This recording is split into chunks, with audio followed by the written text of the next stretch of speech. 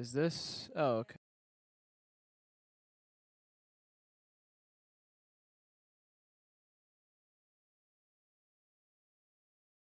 Maybe. Yes. Can I hear myself? Can I?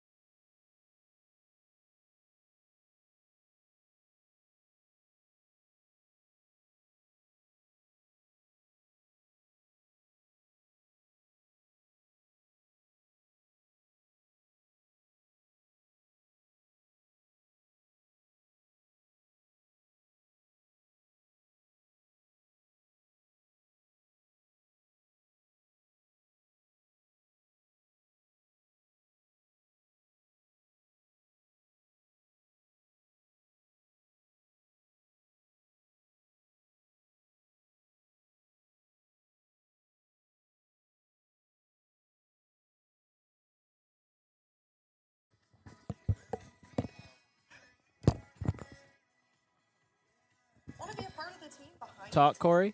Hey there, Josh. Can you hear me? Oh, I'm in 3. Oh, that's weird. I'm in you. Oh, okay. Now I'm in 2. Now I'm in 2. I'm in 2, yeah. Yeah.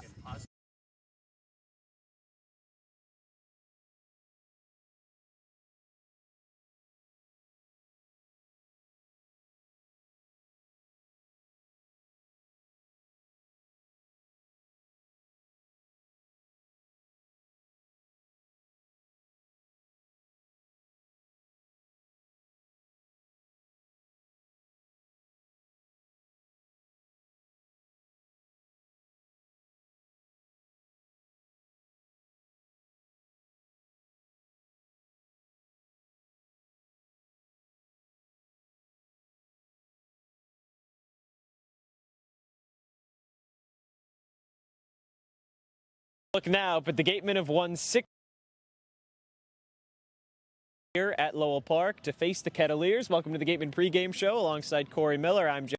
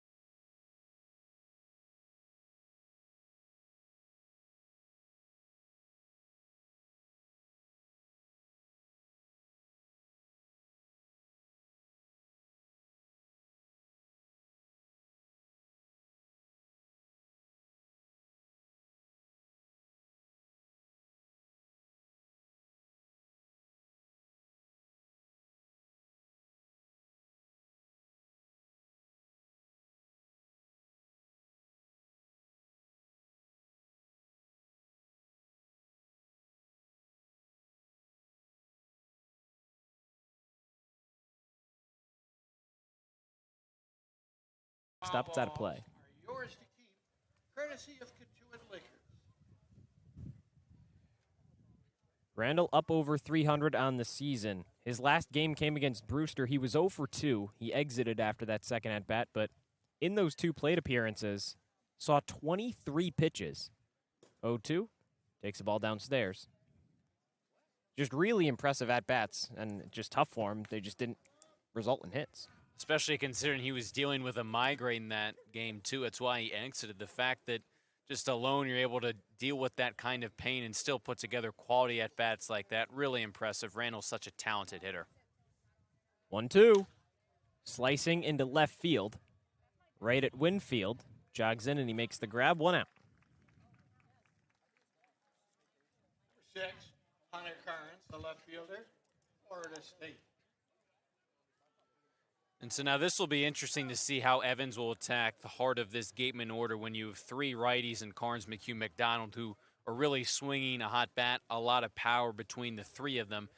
He's got to be really careful in how he approaches these at-bats, especially ahead of McDonald. If you get guys on base ahead of the Gateman DH, he's shown he can drive them in. Evans looks down at his card to make sure he knows the scouting report on Hunter Carnes. Kicks and fires a first pitch fastball right at the belt for strike 1. Carnes comes in at 326. His batting average has gone down pretty significantly from what it was earlier in the season. Entering yesterday, he was 1 for his last 13. Went 1 for 3 with a single and 2 walks. Pitch misses away, 1 ball and a strike. And just the 1 hit, but you'll take that second spot in the order, getting on base 3 times. Sets you up nicely in front of the cleanup guys. Evans working quickly. 1-1 is slicing foul down the first baseline, out of play. He's getting ahead on batters quickly. It's been a good way to try and take care of the Gatemen early on in contests. In the first inning of games this season, 26 strikeouts for Wareham. It's 3rd across all of Cape Cod. Here's the 1-2. In the dirt, Carnes doesn't offer. 2 balls, 2 strikes. And if you look at Evans, just the 1 start as we talked about, 1 walk, 1 strikeout in that start. So a guy who definitely pitched to some contact. So if you're Wareham, especially with that fastball, trying to establish it early, you're going to get some pitches to hit. Just don't expand the zone. Evans fires. Soft chopper down the first baseline, out of play. Part of the challenge is going to be that his changeup, again, looks very similar in terms of the movement and out of the hand, the shape of it. The fastball and the changeup will often mirror each other, so you got to really, especially with two strikes, protect against that changeup. It's going to be tough to recognize. But again, Evans, at least so far this summer, has not been a strikeout pitcher. Yeah, just the 1K. Chance for a second, 2-2. Carnes flies one into the shallow infield. Johnson speed walks in, and he makes the catch along the grass. 2 outs. And Evans took care of 2 big hitters right there to keep 2 guys off base ahead of Chris McHugh, who had that bomb of a home run last night. Had a really nice game to raise his batting average. 2 early outs for Evans. Important to keep the Gateman players off base. Yeah, that one went a long way. 414 feet from Chris McHugh. Takes the first pitch at the letters, a ball and no strikes. And he talked about after the game saying how he figured he'd get pitches to hit ahead of Katie McDonald. Makes sense. No pitcher wants to face McDonald with runners on base at right this point. 1-0, fastball misses away. 2 balls and no strikes on McHugh. Yeah, I mean, when McDonald's hitting 341 with an OPS over 1,000, sure, Chris McHugh's only hitting around 220. Doesn't matter. Can hit it a long way when he gets a hold of it. 2-0, fouled away. Third matchup of the season between Cotuit and Wareham. They split 1 apiece. It was opening weekend, second game of the season. Only other game here at Lowell Park. Kettleers came away with a 2-1 walk-off win in 10 innings. Second matchup at Spillane Field. Gatemen 16-9. McHugh drives one into left field. Winfield back. He can't make a dive and grab it. 1 hops the wall. Hard turn for McHugh at second. He stops there. And a 2-out double for McHugh And another extra base hit for the first baseman. Gatemen have a guy in scoring position. McHugh roped that ball, and it looked like it was going to be right at Winfield for a loud out number 3, but the left fielder just did not judge that ball off the bat well at all. There is some wind here at Lowell Park, but at the same time, you see outfielders, sometimes if there's a misjudgment, it's going in or going out. Well, he started moving to his right, going towards the line. The ball was on the other side of him. So once he made that wrong first step, that ball was hit so hard, no chance for him to run it down and make the catch. Well, now Evans has to face McDonald with a runner on. He was 3 for 4 with a 3-run home run yesterday. First pitch, whiff and a miss. Off speed fooled him. McDonald behind 0-1. That 3-run home run gave the Gatemen the lead. It was in the second inning. Wareham down 2-1 at that point. Then up 4-2. Mariners came back. It was a battle back and forth. 0-1 breaking ball finds the top of the zone. At one point, it was 7-5 Harwich. Things weren't looking great. It was the 5th inning. Gatemen had bases loaded, nobody out. 2 quick outs, unproductive. Tied the game, RBI single. Never looked back from their 13-8 win for Wareham. 0-2, swing and a miss. McDonald leaves a runner stranded, and the Gatemen go down scoreless in the top of the first. Cotuit comes up to bat when we come back on Cape League TV. Wareham-based AD Makepeace Company, founded in 1854, is North America's largest cranberry grower and recognized leader in environmentally responsible real estate development and land stewardship. For 171 years, AD Makepeace Company has supported community events and organizations like your Wareham Gatemen. Visit admakepeace.com to learn more. Here at the Mass State Lottery, we're known for our monster wins. But there's no bigger win than the $1 billion we provide each year to support all 351 cities and towns in Massachusetts. In our game, we know that supporting local businesses and helping communities is how we all win. Because at the lottery, we're all playing for the home team. The Mass State Lottery. Welcome to the state of winning. Legacy Insurance has been servicing Wareham and the surrounding areas since 1980. Call Legacy Insurance for all your insurance needs at 508-295-1315. Legacy Insurance, your hometown agency. As the sponsor of tonight's game, PCT Federal Credit Union is proud to root for the home team. We're thrilled to offer great rates on auto loans, home equity lines of credit, and so much more. Visit us on Cranberry Highway in West Wareham. We're back on Cape League TV. Gatemen leave a runner stranded. Chris McHugh, a 2-out double, stays on second base. Now we head into the bottom of the first. Cotuit coming up to bat for the first time. They'll have to face Wareham righty Tate McGuire. If you're the Gatemen, who else would you rather have on the mound in a big game against a divisional opponent with first place on the line? Tate McGuire's been so great this summer, an ERA of 2.25. 3 games, 2 starts. He buckled for the first time. Hadn't allowed any runs until that most recent contest against Bourne, but still, 4 really good innings, 2 earned runs. Such a great pitcher. He had a really solid season last year as well. Sub-4 ERA for the Gatemen over the summer. Here's the first pitch. Johnson scores up a bunt. Back to McGuire, and he runs it out over at first. Drag bunt down that line. McGuire did a nice job to get to it, but the speed of Johnson has him on first with a bunt single. And when you're facing a guy of McGuire's caliber that has that great fastball and then mixes in the breaking balls off of that, utilize that speed to your advantage. Johnson located that bunt perfectly. Tough for McGuire to field it cleanly and make a throw in time to get the speedy Johnson. Good start to the game if you're Cotuit. So Johnson, you just heard from him. He's on first with the single. Dean West bats second. Check over to first, not in time. Ryan Farber bats third, the switch hitting shortstop. Nolan Stevens in right field. He's hitting cleanup. Jack Natilli, a catcher, had a grand slam the last time these two teams played. Caden Bogan pulls sixth. First pitch, rings in on West, hits him on the right shoulder. And now 2 on and nobody out for McGuire. Luke Matthews hits 7th, Case Sanderson 8th, and Easton Winfield in left field rounds out the order. So now Tate McGuire in a little bit of trouble here in the first. This is not the start that Tate McGuire, the Gatemen, sketched up, and it's tough right now because you have really good speed on the bases with Johnson on the second, West on at first. He was just trying to establish that fastball into Dean West, obviously missed his spot. McGuire just got to bear down right here. He got the stuff. Just try and locate a good pitch. Try and get at least one out, maybe two. Farber has been pretty consistently Cotuit's best hitter this season. McGuire's first pitch, breaking ball, finds the outer corner. He's at 309 with nearly a 400 on-base percentage, just a hair under an 800 OPS. Played last season at Texas State, now transferring to Auburn. Now he scores up a bunt, pops it up in the air, and an easy grab for Drew Rogers behind the plate. Unsuccessful attempt there for Cotuit. That's how the Gatemen get the first out. And we've seen this a lot this summer, teams and players not scoring to bunt on the first pitch of the at-bat and then trying to catch the opposing defense off guard when they score on the second pitch of that bat. That couldn't have gone much better if you're McGuire and the Gatemen, though. Farber just getting way under that pitch.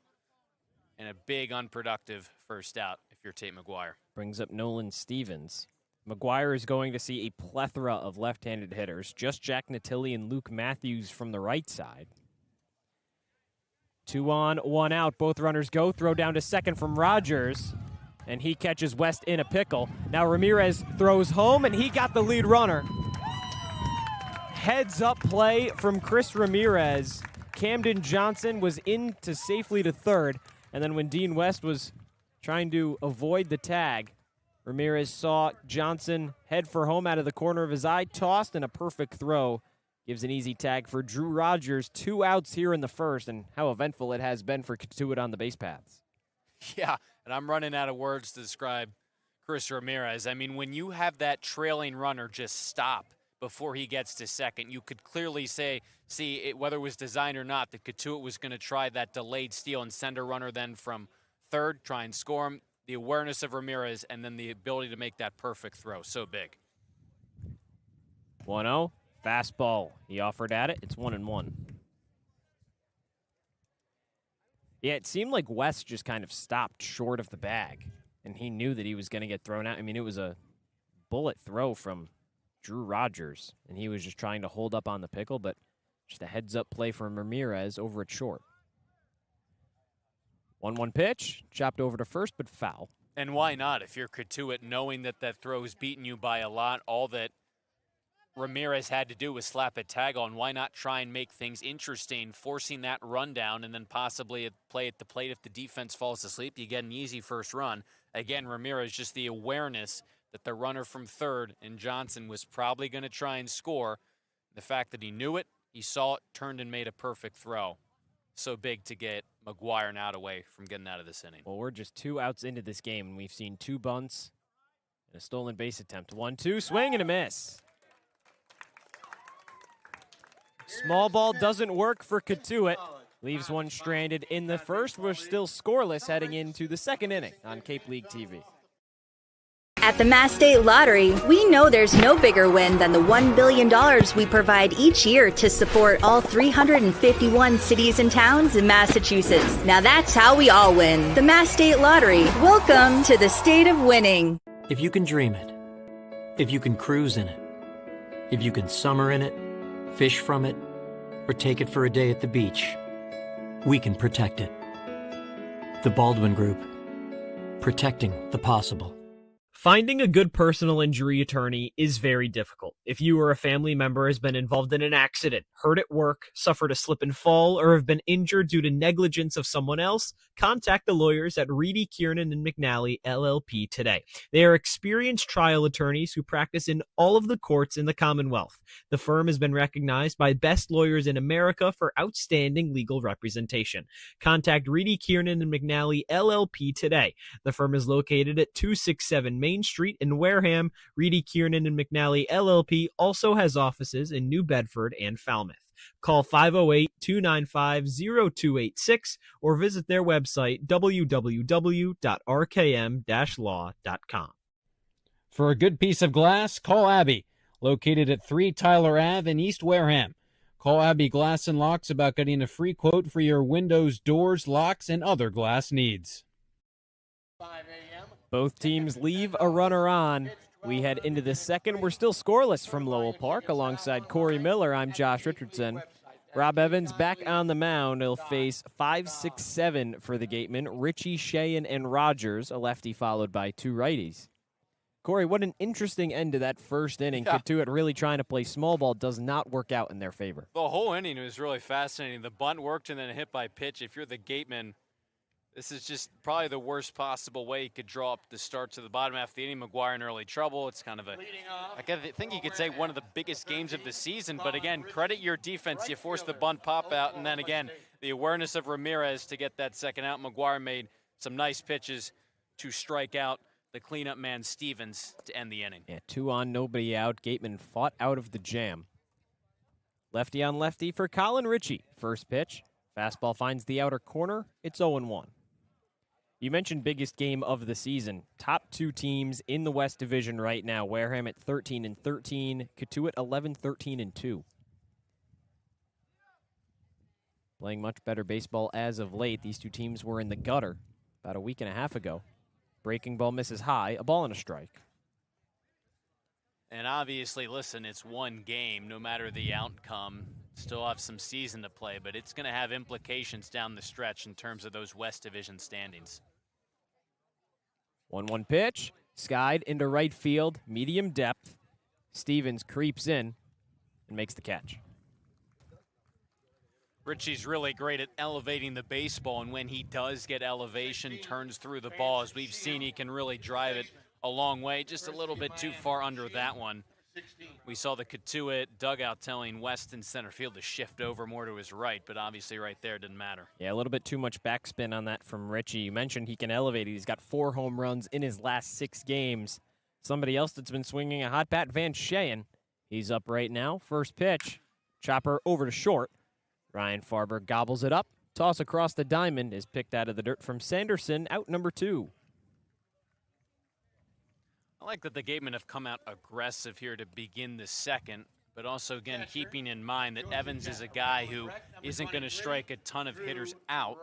Just 2 strikeouts now through 5 2/3 innings this summer. So at the same time, being selective at what pitches you're swinging at. If you see a fastball, you might try and put it outside of the zone to make you come out of your shoes and ultimately result in an unproductive out. Drew Rogers against Rob Evans. Southpaw on the mound, kicks and fires. His first pitch, it misses upstairs, a ball and no strikes. Rogers made a very quick impression on these Gatemen fans and his teammates in his first game for Wareham. That was back over the weekend on Sunday, win against Falmouth. Had a 3-run home run in his first at-bat. 1-0, number foul, down the first baseline out of play. It was a good hit from Rogers, drilled it into the left field bullpen. But for somebody that played the first half of this season, really, in Brewster, then moves over across the bridge for this Gatemen team, it's a good way to make your presence known. Breaking ball misses down. Since then, he's 0 for 5, so trying to get back in the flow of things. Yeah, the Gatemen are hoping that home run is the norm. And listen, when you have 2 catchers and it's just going to really be a platoon option, there's going to be a lot of pressure on your shoulders to produce because you're going to get reps at the very least every other day. 2-1 pitch from Evans. Breaking ball just misses inside. And listen, when the rest of the offense is playing the way they are, there's obviously going to be a lot less pressure on Rogers behind the plate to hit as well because you don't necessarily need him to. But if you can combine the defense with the hitting, added bonus. 3-1, back up the middle. Farber grabs it, moving over to his left, and he makes the toss off of his back leg.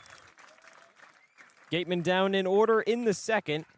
A fly out and 2 ground outs to short. Wareham retired in order. Cotuit coming up to bat on Cape League TV.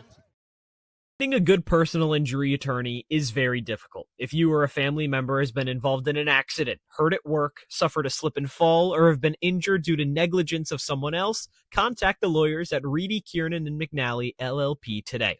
They are experienced trial attorneys who practice in all of the courts in the Commonwealth. The firm has been recognized by Best Lawyers in America for outstanding legal representation.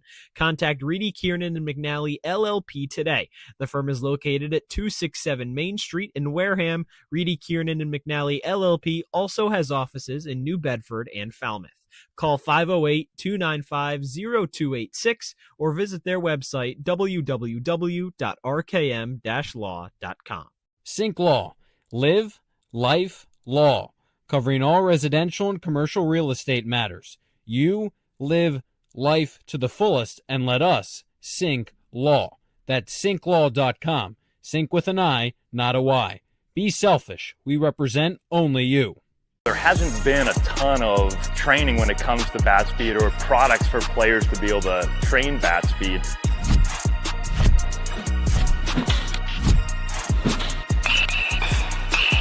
You can improve your bat speed and reach your goals working 10 to 15 minutes a day on this a couple of times a week. That's a no-brainer for every player.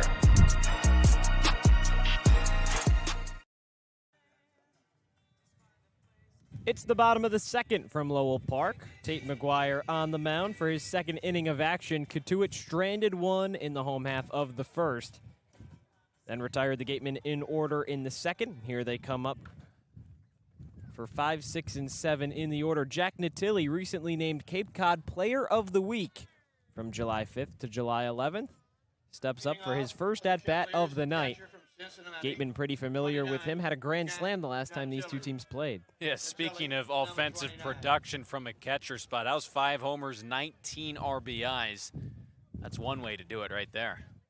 Righty on righty. First pitch from McGuire. Swing and a miss. Natilli comes in 267 on the season, 924 OPS. For anybody, it's pretty good. For a catcher, even better.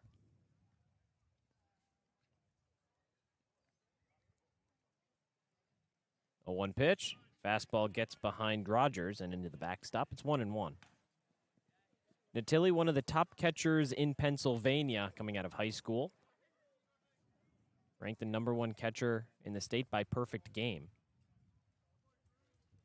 Played at Rutgers his first year, now over at Cincinnati. 1-1. Skies one foul and out of play down the first baseline. Just had so much success, obvious by the 19 RBIs, but he has been so clutch with guys on base, driving them in. Obviously, the grand slam, a big part of that, but just the type of hitter you want batting 5th in your lineup. 1-2. Fastball. Hard chopper over to Ramirez. It's under his glove and into left field. Cory, we've talked so much this season about how great Chris Ramirez has been at shortstop, and there's the first blunder of the short year for him. Yeah, and listen, it's been a handful of games, and just a spot where he's been so good defensively, but right there, it looked like he maybe thought he had less time than I think he probably did on the catcher Natilli running. He just didn't get his glove down all the way, maybe already thinking about a throw. A tough break because that was an easy out #1, but listen, it's going to happen to everybody. Just try and bounce back. It's down as an E6. First pitch from McGuire misses downstairs. That's Caden Bogenpole, the 6'6" left-hander, into the box. Just can't let it affect you either. Go out there with the same confidence, the same mentality at that shortstop spot, because chances are you may have a busy day today, as he already has. You need him to make plays. 1-0. Fastball down the middle at 90. Strike one. McGuire's really been mixing and matching his pitches nicely to begin the second. Some at-bats, he's going to start with the slow stuff and then try and speed hitters up as he did with Natilli on that pitch, the fastball in the air by Ramirez. Now here he started off with that fastball there on the 1-1 count. It'll be Bogenpole and Matthews. Matthews on deck, 1-1, rocketed into right field and through. Natilli stops at second. Cotuit plays station to station, 2 on, nobody out. And the Kettleers start the second just how they did the first. It's been some tough breaks for Tate McGuire to start this game when you look at how the runners have gotten on base. The air right there by Natilli on the ball that went right under Ramirez's glove, and then Bogenpole was way out in front of that one. Got it off the end of the bat, but he put it in a great spot. No one was home, right side of the infield through the hole. Second straight inning with first and second, no one out.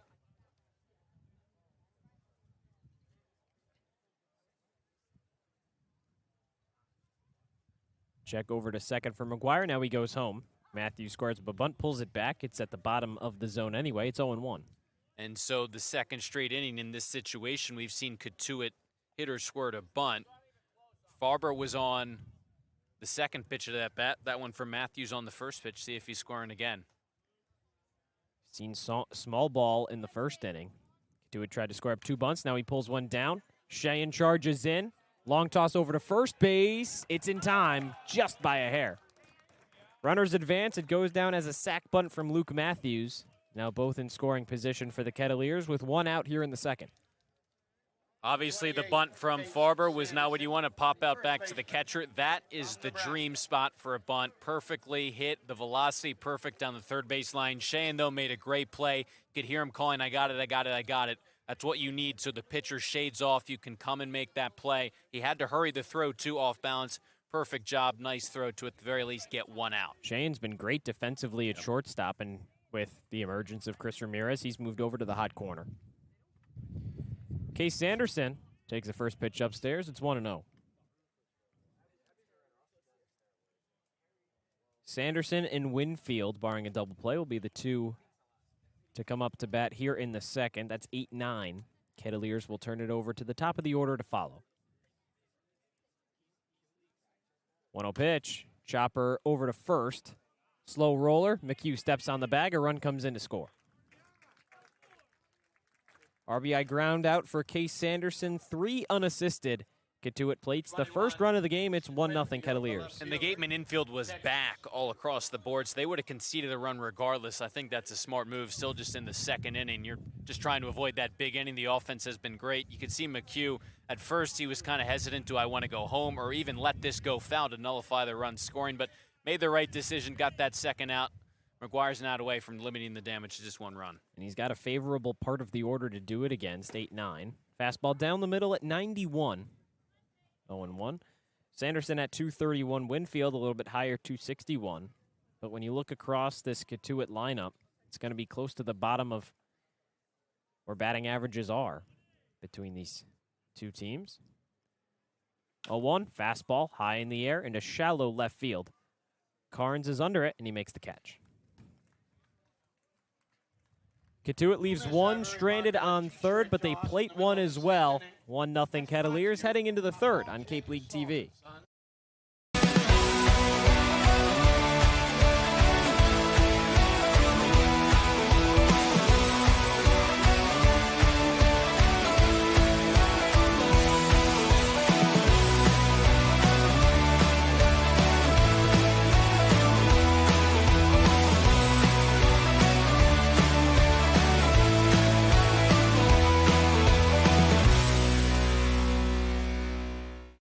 Cape Cod Central Railroad is proud to sponsor the Wareham Gatemen for the 2nd year in a row.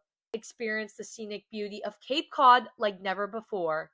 Journey through picturesque marshes, cranberry bogs, and dunes on our historic rail line. Whether you're savoring a 5-course gourmet dinner, enjoying a Sunday brunch with a live jazz band, or bringing the family on a narrated excursion, there's a ride for everyone. Departing from Hyannis and Buzzards Bay, visit capetrain.com to book your ride today. Reed Custom Soils, a subsidiary of the AD Makepeace Company, is New England's most experienced precision soil blender. Reed is the leading provider of the lightweight planting soil for green roof installations, stabilized stone dust for nature paths and pedestrian walkways, bioretention rain garden soils, and specialized soils for athletic fields, including your newly renovated Spillane Field. To learn more, visit reedcustomsoils.com.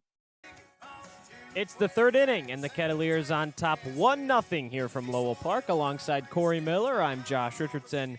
Kettleers plate 1, an error from Chris Ramirez at short. A ground ball just snuck under his glove. Bogenpol singled. Matthews delivered a sac bunt down the third baseline, and an RBI ground out from Case Sanderson has Cotuit on the board. 8-9-1 for the Gatemen. Yost, Ramirez, and then Braden Randall due up here for Wareham in the third to try and get that run right back.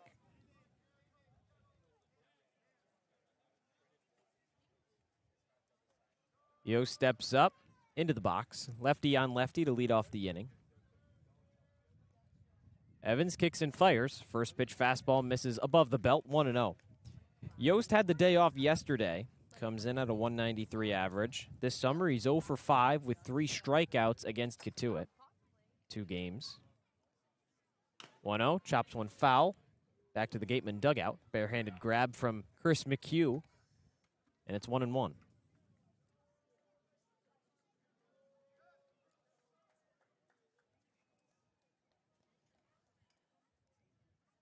Here's the pitch. Breaking ball, outer corner, 1-2. And I know if you're Wareham, it's obviously not ideal to concede the game's first run, especially on an error it's unearned. But at the same time, when you start off back-to-back innings, first and second, no one out, could have been a whole lot worse. 1-2, breaking ball below the knees. 2 balls, 2 strikes for Rob Evans. He's pitched pretty well through 2 innings. He has. He's throwing his 3 main pitches, fastball, the changeup off that, and the breaking ball with lots of movement. Starts in on the left. He works out of the zone. He's looked sharp. And he's not somebody that's going to strike out a ton of batters. Just the 1K in 2 innings so far tonight. 2-2, wave and a miss. Kind of willed that one into existence. Before that, he entered at 5 innings. Or 4 innings, rather, and just 1 strikeout in that time. He's tripled that total now. McDonald and Yost so far tonight. That pitch, a changeup on that Yost strikeout, nicely buried. Ramirez squares up a bunt, pulls it back. He didn't offer at it, says first base umpire Ryan DeMare. Yost and McDonald, probably 2 of the more aggressive Gatemen hitters in the lineup. Maybe not a coincidence. Both play collegiately at Florida. Gators like to swing early and often. Ramirez checks his swing. Doesn't matter. Bottom of the zone, it's 1-1. And why not? Listen, you have a pitcher who's still going to be around the zone. You just got to be careful about expanding. But Evans is not a guy who's walked a lot of guys either. 1-1 pitch, rocketed into right field. Long run for Stevens. He lets it bounce in front, and a 1-out single for Chris Ramirez. We talked about it yesterday, but Ramirez has such a natural ability to go the other way as a right-handed hitter. That inside-out swing can really take just about any pitch where it's located across home plate into that right field spot. And give him credit, had the air in the bottom half of the second. Rebounds here. Now you got plenty of speed on base trying to tie this game up at the top of the order now. Cory, this is his 5th game of the season, his 4th start. He's 6 of 12 now. Fastball in the zone to Braden Randall at 90. Outer corner, it's 0-1. And he's provided you, I think, with so many skills that if you're Wareham, you had. But what he has, I mean, the speed, the range defensively, that ability to just put the bat on the ball and go the other way. Check over, he's back safely. These are just skills that are so valuable to have to give your lineup diversity in terms of the hitter types that you have. You got guys with power, no doubt, but he offers you a different option. 0-1. Evans goes home, fouled away. Just above the press box, out of play. 0-2. And so we'll see Evans' ability now with the speed of Ramirez on at first as a lefty, how capable he is at holding runners on, and if Ramirez, how aggressive he's going to be if he goes first move, second move, but it's always more challenging with the southpaw on the mound. Yeah, we're still waiting for Ramirez to swipe a bag. He's shown a lot of speed defensively, swing and a miss, and a foul tip, rather, from Randall. He stays alive in the count. But yeah, he's got speed that we've seen defensively, just agility to move left to right and have nice range at the shortstop position. But he hasn't shown it with a swiped bag yet. 0-2 pitch. Wave and a miss from Randall. Drop third strike. Doesn't matter. Ramirez on first, so no advance. 2 outs, both via the K. Really nice at bat, pitching to Braden Randall. Stayed away the whole time, threw a couple breaking balls that he located really well, bottom of the zone. Ramirez not testing anything on at first against the lefty so far. Now 2 away. 3 strikeouts today for Rob Evans. It's up to 4 on his summer. In just 1 other appearance, 1 other start. First pitch to Carnes, rocketed into right field. Stevens long run, he lets that bounce in front. Ramirez retreats back to second safely. He had a hard turn. Wanted to head to third. Decided not to gamble. Gatemen have 2 on and 2 outs. Good job by Carnes to go the other way. With 2 outs, Evans not as worried about Ramirez, probably on at first, so not as much of a slide step, went with a bigger leg kick, but pitch up in the zone that Carnes got the barrel to. Not trying to do too much, just went the other way. If you're McHugh right here, the double hard hit in the first, base hit probably ties this game. McHugh had the double in the first, got into the left center field gap. Winfield made a dive at it and just one hop the wall. He was left stranded to follow.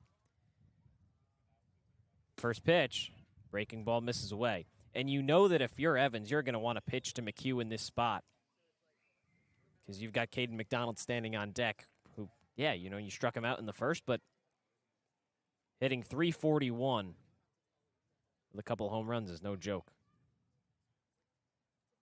1-0, wave and a miss, 1-1. Yeah, that was the conversation after the game yesterday. When you have a guy behind you who is swinging the bat so potently and for power, the guy ahead of you is going to get pitches to hit, because as you said, you don't want to walk him and put the bases loaded for McDonald. If you're McHugh right now, try and lay off the breaking stuff. Don't swing at it, and try and get that fastball up in the zone to swing at.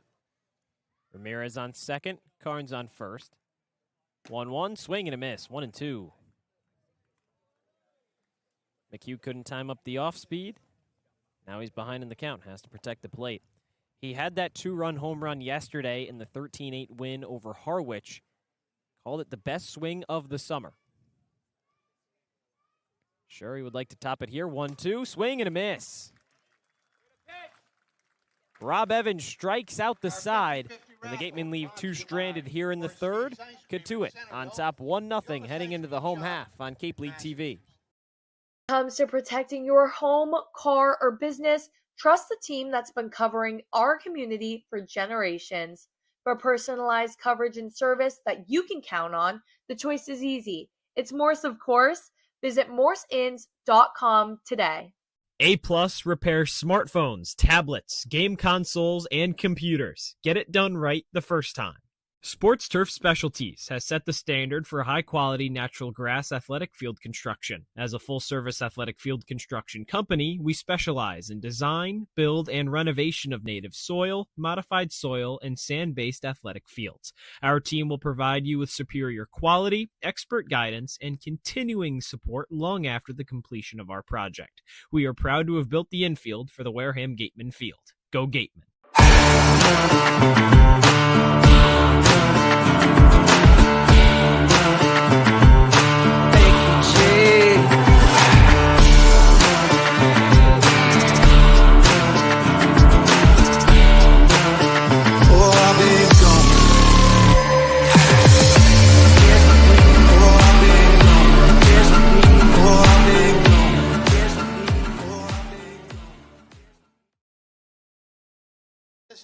Gatemen leave 2 stranded in the top of the third. Best chance for Wareham to score yet today. Cotuit still on top 1-0.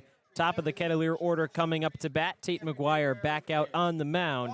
He'll have to face Johnson, West, and Farber. 2 lefties and a switch, but from the left side with McGuire on the mound. Those guys gave McGuire a little bit of trouble. No one came around to score, but some havoc on the base paths back in that first inning. And if you're McGuire, you're pitching really well. Your offense has almost gotten you back into this game, tied things up, almost did, as you mentioned. The top half of the third, you're out hitting Cotuit 3-2, and he's making his pitches, just got unlucky with 1 error. This game would still be tied if not for that. Camden Johnson squared up a bunt to start off that game, keeps the bat on his shoulder, and takes a breaking ball at 79. It's 0-1. And so that breaking ball to lefty's back door has really been a nice pitch for him to start off a couple at-bats. Located it perfectly, drops in right on that outside corner. McGuire, a shake and a nod. 0-1 pitch. Fouled away above the press box and out of play. Been impressed by what these 2 pitchers have done so far tonight. That last at-bat to McHugh to end the top half of the inning from Evans went breaking ball down, then he went up, then went down again with a really nice breaking ball. Breaking ball, then fastball so far this at-bat for McGuire. Ahead in the count, 0-2, wave and a miss. 79-mile-an-hour breaking ball fooled Johnson for out number 1 here in the third. We've seen a Handful of lefties now offer at that pitch, kind of tailing off of the plate. A little changeup from Maguire, been an effective pitch. Went with the fastball up, then dotted the perfect changeup right off the plate in the outside corner. Dean West was hit in the right shoulder on the first pitch he saw in his last at-bat. He takes a fastball at 91 above the belt, 1-0.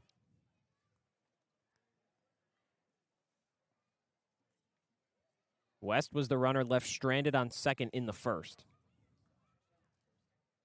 Maguire's 1-0. Breaking ball finds the corner, 1-1.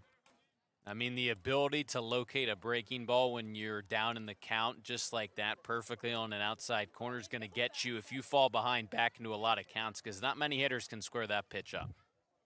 West, batting average leader in the lineup today, takes a breaking ball near his head, 2-1. He's at 311. Farber just behind him at 309.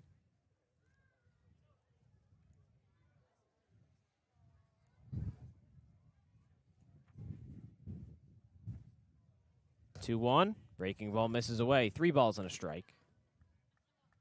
And so with West and Johnson ahead of him, I think if you're Maguire, big key's going to be keeping them off base because then you have to try and navigate around their speed too.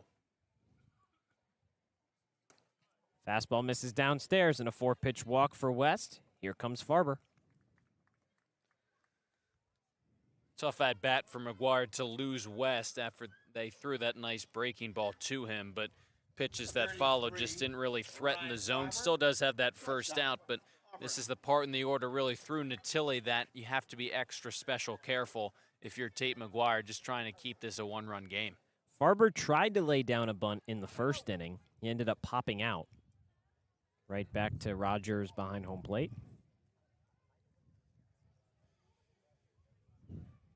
Middle infield back, Shane creeps in fear of the bunt. Fastball misses away. A ball and no strikes.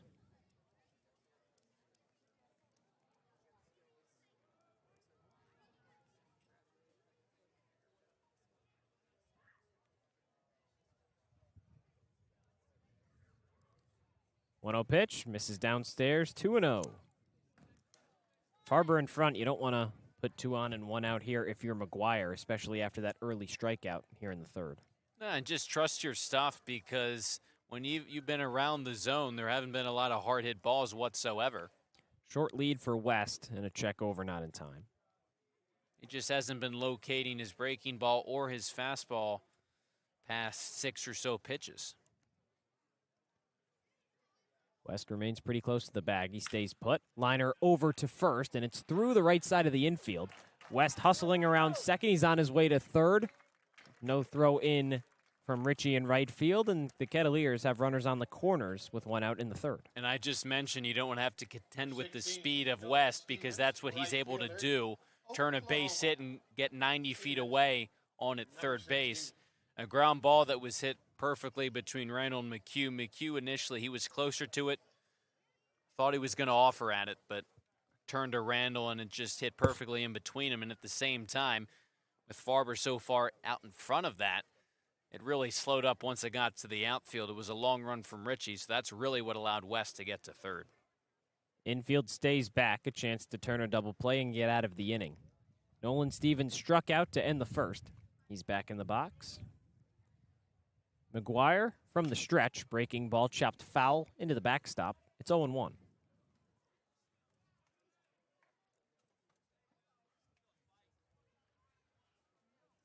Maguire ran into a little bit of trouble in his last start. That was against Bourne. We talked about it a little bit, Cory. Some early trouble in the second. Now Cotuit threatening in the third. 0-1, soft chopper over to first. McHugh steps on the back, toss down to second, is in time. It wasn't a force out at second, so West comes in to score. And it's a 2-0 lead for the Cats after 3 innings. Wareham trying to answer in the fourth. Gatemen down 2-0 on Cape League TV.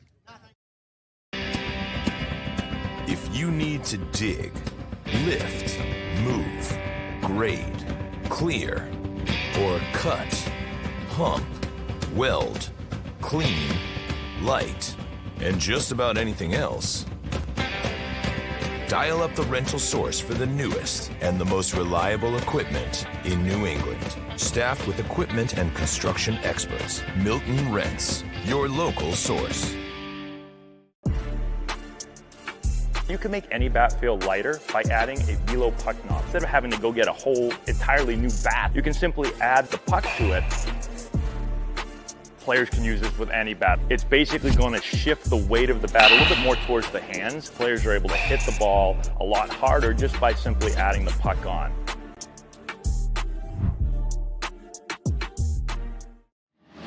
Cape Cod 5 is proud to be the official banking partner of the Cape Cod Baseball League. Cape Cod 5 offers a broad range of financial products and services tailored for every stage in your financing journey. Reach out to us. We're here to help.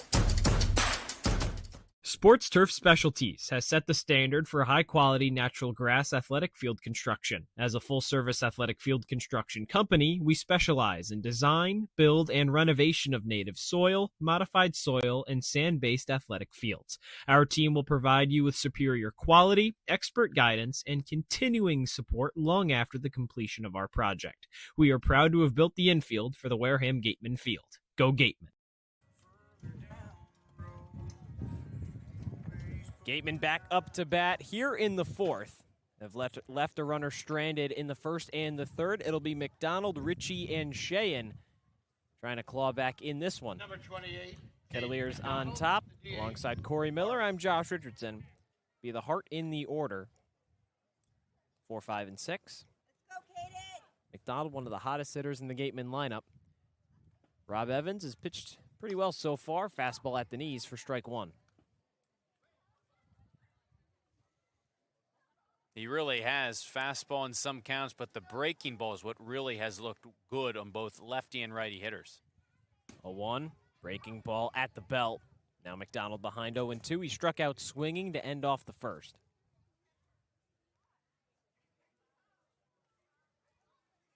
Ryan Smythe has said he's been hitting the cover off the baseball. A 3-run home run yesterday. Pinch hit 2-run home run on Saturday against Hyannis. 0-2.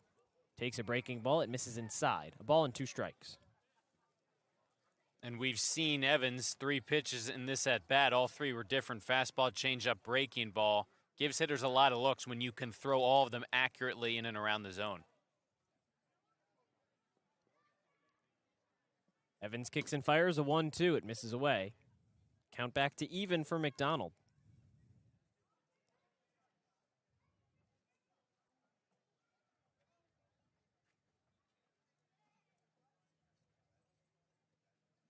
Two-two pitch, wave and a miss. McDonald down on strikes for the second time tonight. Leads off the fourth with a K. Looked like he had his weight back on that breaking ball because he was a little bit behind the off-speed pitch there. Just trying to time up that break, was a little bit behind it. It's got plenty of movement, that curveball from Evans, and he strikes out a big bat for the second time.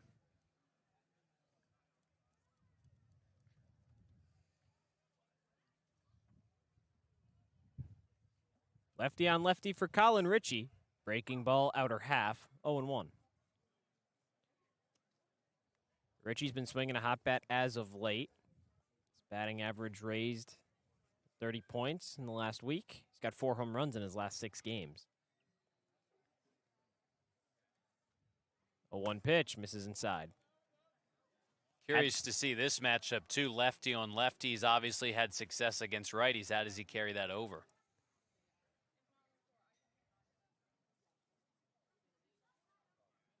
1-1 pitch, chops it foul down the first baseline. Ritchie had that towering 2-run home run, or 3-run home run rather, against Harwich yesterday. Gatemen were up by just 1. It was 8-7. He made it 11. 1-2. Breaking ball misses away. Did he offer at it? No, says Al Liberdoni, the third base umpire. Really nice job by Ritchie to not offer it. That one's so tempting on that breaking ball, just running away from you as a lefty. Looks like a strike until the last minute. And Ritchie does have plenty of plate discipline. We've seen that this summer. 2-2 pitch, chopper over to first. Sanderson bobbles it off of his glove, and he can't make the play. Ritchie runs it out, and he's on first with a 1-out error. Well, the Gatemen will take that, and air is the only difference, really, when you think about it. Ramirez the air at short, allowing the game's first run to come in to score, and just an unconventional error. You rarely see a first baseman that kind of routine grounder. He doesn't have to worry about a throw, just has to field it cleanly, get up and step on the bag. Just sometimes get too cute with it, can't time it up properly. The Gatemen will take it, though. First pitch to Van Sheen, back up the middle. Play for Matthews, flip over to Farber covering second, on to first for two.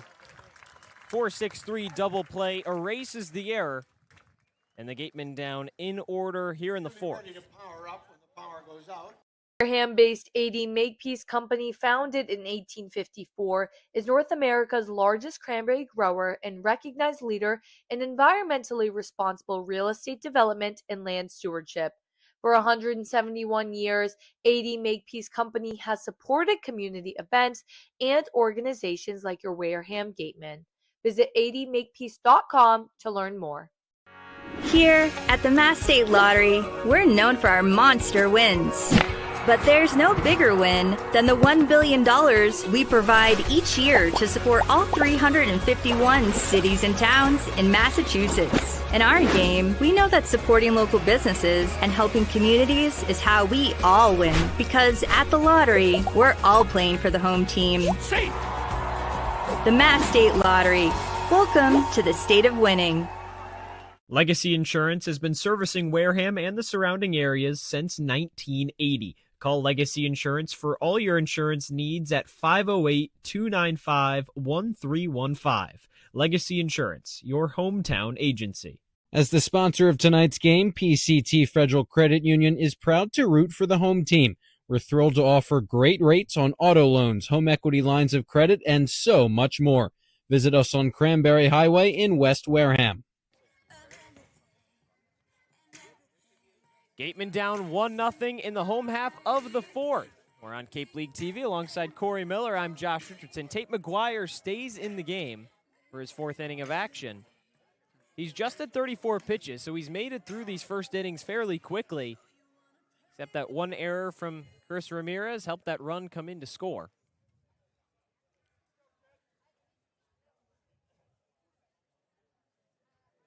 Natilli, Bogenpol, and Matthews up in the fourth. Two righties and a lefty. And things could be, I think, a lot worse. Listen, credit McGuire for getting out of these innings, but 3 hits, an error, a walk, hit by pitch. There have been plenty of traffic on the base pass. You're down by just a run. McGuire, first pitch breaking ball, misses downstairs, 1-0.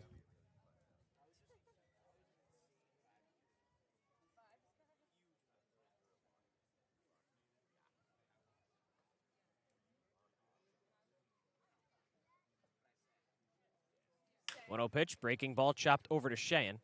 Long toss across the diamond. He lets his arm show. Quick first out. 2 curveballs in that bat to Natilli. Good pitch selection. Try and keep him away from the fastball the way Natilli's been swinging the bat. McGuire's done that. He's liked to do that. Start off hitters with the slow stuff, some at-bats, and then try and speed them up. He's worked backwards, and then he's kind of flipped the script some other at-bats. Start with the fastball. He's been effective.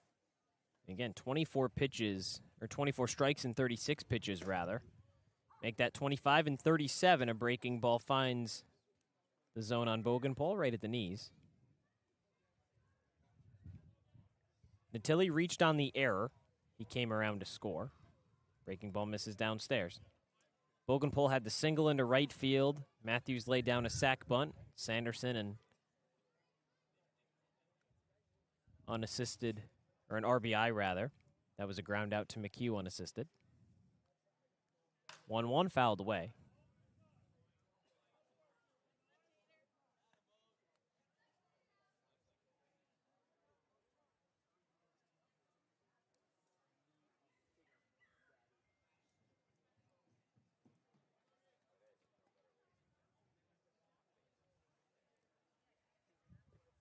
McGuire kicks and fires a 1-2. Breaking ball chopped over to first. Long run for McGuire. He covers the bag. McHugh fields it. 2 outs. Nice play on both ends. Play doesn't happen without the pitcher covering, with McHugh having to run a long way away from the bag. McGuire's been sharp. I think that's important for him. Leadoff runners on first and second inning. With one out last inning, couple of runners got on. So to get the first 2 outs without having any traffic on the base pass allows him to settle into this inning. We talked about it. The pitch count still in a really good spot. First pitch, fastball misses up high on Luke Matthews. Had that sac bunt. I mean, 41 pitches through almost 4 innings, especially considering the traffic that he has faced on the base pass. I mean, that's 13 fewer than Evans. Yeah, just 3 hits and a walk with a hit by pitch as well. 6 base runners when you count in Ramirez's error. 1-0 breaking ball in the zone. A ball and a strike.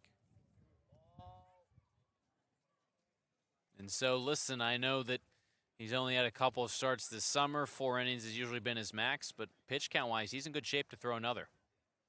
1-1. Breaking ball skips in the dirt ahead of Rogers. He makes the block. 2 balls and a strike. That's pretty big. Gatemen used a couple arms from the bullpen yesterday, 4 of them to be exact. It seemed like they were going to have to use a significant amount more than they did. Went to their 3rd arm in the 5th inning. Hudson Rowan gave him 4 innings of 1-run ball. Breaking ball in the zone, 2-2. Then O'Connor came in to close out the 9th. So if you're McGuire and you can give him big appearance, 2-2 doesn't offer at it and a payoff coming up.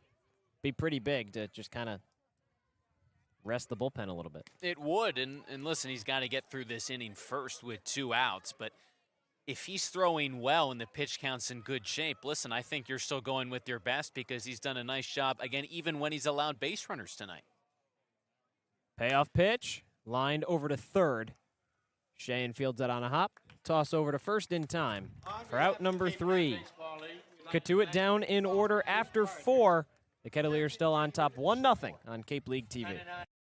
At the Mass State Lottery, we know there's no bigger win than the $1 billion we provide each year to support all 351 cities and towns in Massachusetts. Now that's how we all win. The Mass State Lottery. Welcome to the state of winning.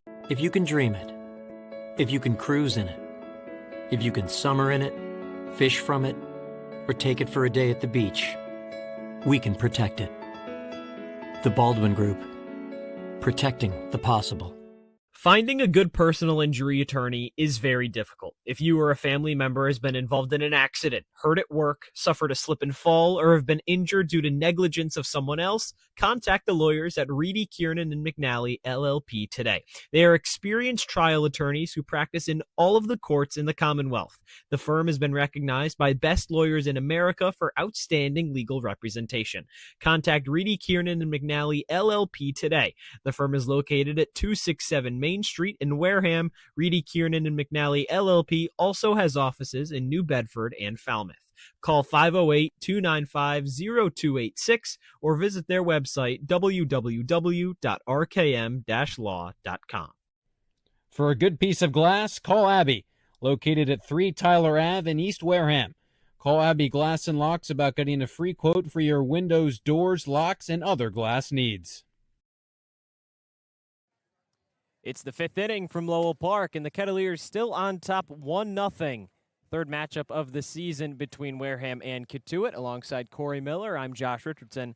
It's the bottom of the lineup for the Gatemen. Rogers, Yost, and Ramirez still trying to crack that first run across against Rob Evans, who's pitched a very solid 4 innings of action. Absolutely has 3-pitch mix for him. Has been really effective. Fastball, changeup, curveball. I think for Wareham, if you want to get on the board here, it's going to be how well you can lay off or hit that breaking ball, because I think that's been the difference. We've seen some good swings on fastballs in the zone, but just haven't been able to recognize that curveball out of the hand. A lot of chases out of the zone, both righties and lefties. So Evans has been sharp. Just try and get a pitch to hit. Well, it's the lefty's second appearance of the season, second start. His first when he went 4 innings, his ERA was up to 4.5. Fastball at 90 misses away, and Rogers ahead 1-0. Today, he's gone 4 innings, 3 hits, 5 strikeouts. ERA down to 2.25. 1-0 pitch. Checked his swing, doesn't matter. Finds the outer corner. It's 1-1 on Drew Rogers. Rogers 1 for 7 this season for the Gatemen. He hit 167 for Brewster earlier this year. 1-1 just above the knees on a breaking pitch. It's 1-2. Figured that was coming. 2 fastballs back-to-back up in the zone, then working the breaking ball down off of that. Rogers takes his time to step back in the box. Evans works quickly, now delivers his 1-2, misses away. Compared to what Rogers did for the Whitecaps this past year, hit 167. He entered today at 1 for 6. That is 167 in his Gateman career. Seems like he's kind of regressed back to his mean. 2-2, wave and a miss. Strikeout number 6 for Evans. He starts off the 5th with a K. There was that curveball and swung and missed, chased it out of the zone. It's a good-looking pitch, but again, it's been the difference right now for Evans. But I think with Rogers, obviously the home run is, we talked about, hopefully a sign of things to come. I think when you look at how highly regarded he was coming out of high school, some of what he's been able to do at Georgia Tech, you know the potential and talent's there, just trying to get him those consistent reps for him to perform on a consistent basis. And it's still his only hit of the year, so you don't want it to be an outlier. Fastball misses upstairs on Yost. He's ahead a ball and no strikes. He's somebody you're still kind of waiting on to find a consistent bat. Average at this point at 190. 1-0 fastball on the outer corner. It's 1-1. Yeah, and the defense with Yost has been such a sticking point, such a huge part for the Gatemen in center field. He's come in a lot of times late game defensive change. 1-1 pitch. Breaking ball misses away. 2-1. Yost is now 0 for 6 with 4 strikeouts against Cotuit. He's played in 3 games.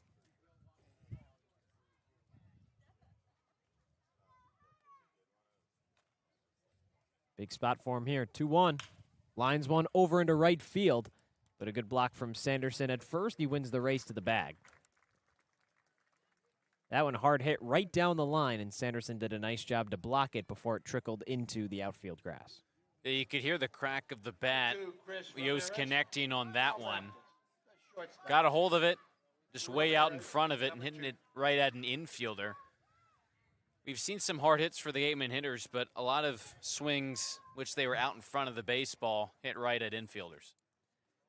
First pitch to Chris Ramirez is a breaking ball that misses away. Evans working quickly when he has the ball in his mitt. His glove, rather.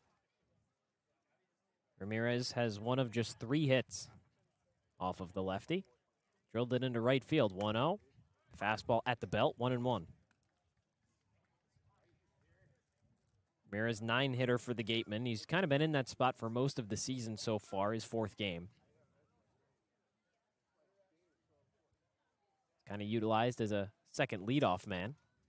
At 500 this season, 6 of 12. Breaking ball misses away, 2 balls and a strike. Yeah, that's how he profiles, and it's just tough when Braden Randall's been such a great leadoff man this summer. How are you going to get Ramirez a lot of those reps? That 9 spot, great opportunity for a table setter to get on base and then turn it over for the top of the order. 2-1 pitch, fouls it away, slicing down that first baseline out of play. Get all the foul balls. Yours to keep. To have him and Braden Randall, which to me, Cory, kind of feel like 2 sides of the same coin.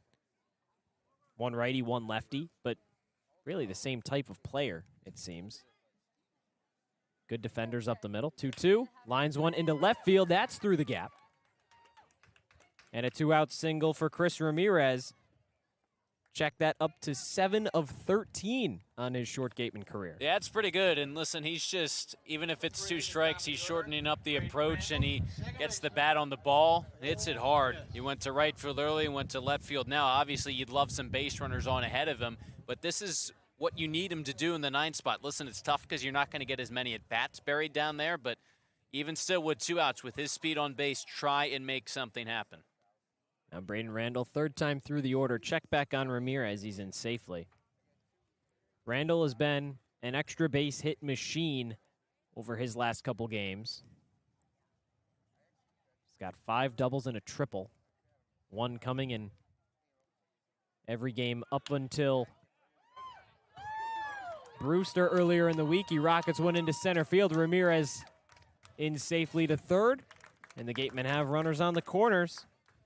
Back-to-back singles, and Wareham's in business here in the 5th. Believe me when I tell you, I was just about to say, I think a hit and run right now would be a really good call if you're the Gatemen, because listen, when you have a lefty on the mound, you're really trying to get a sense of what that pickoff move looked like. We've only seen Evans kind of step off and throw over, not with that half step from a lefty. Randall was 0 for 2. Get Evans thinking about the runner, open up a hole along the left side. That's how the hit and run worked to perfection right there. And now all of a sudden the tie and run's 90 feet away. Well, now Cotuit isn't going to take anything to chance with Rob Evans. His night is done.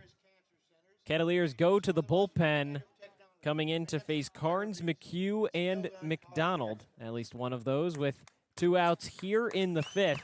Gatemen have runners on the corners and 2 outs. Wareham trying to break through for the first time tonight on Cape League TV.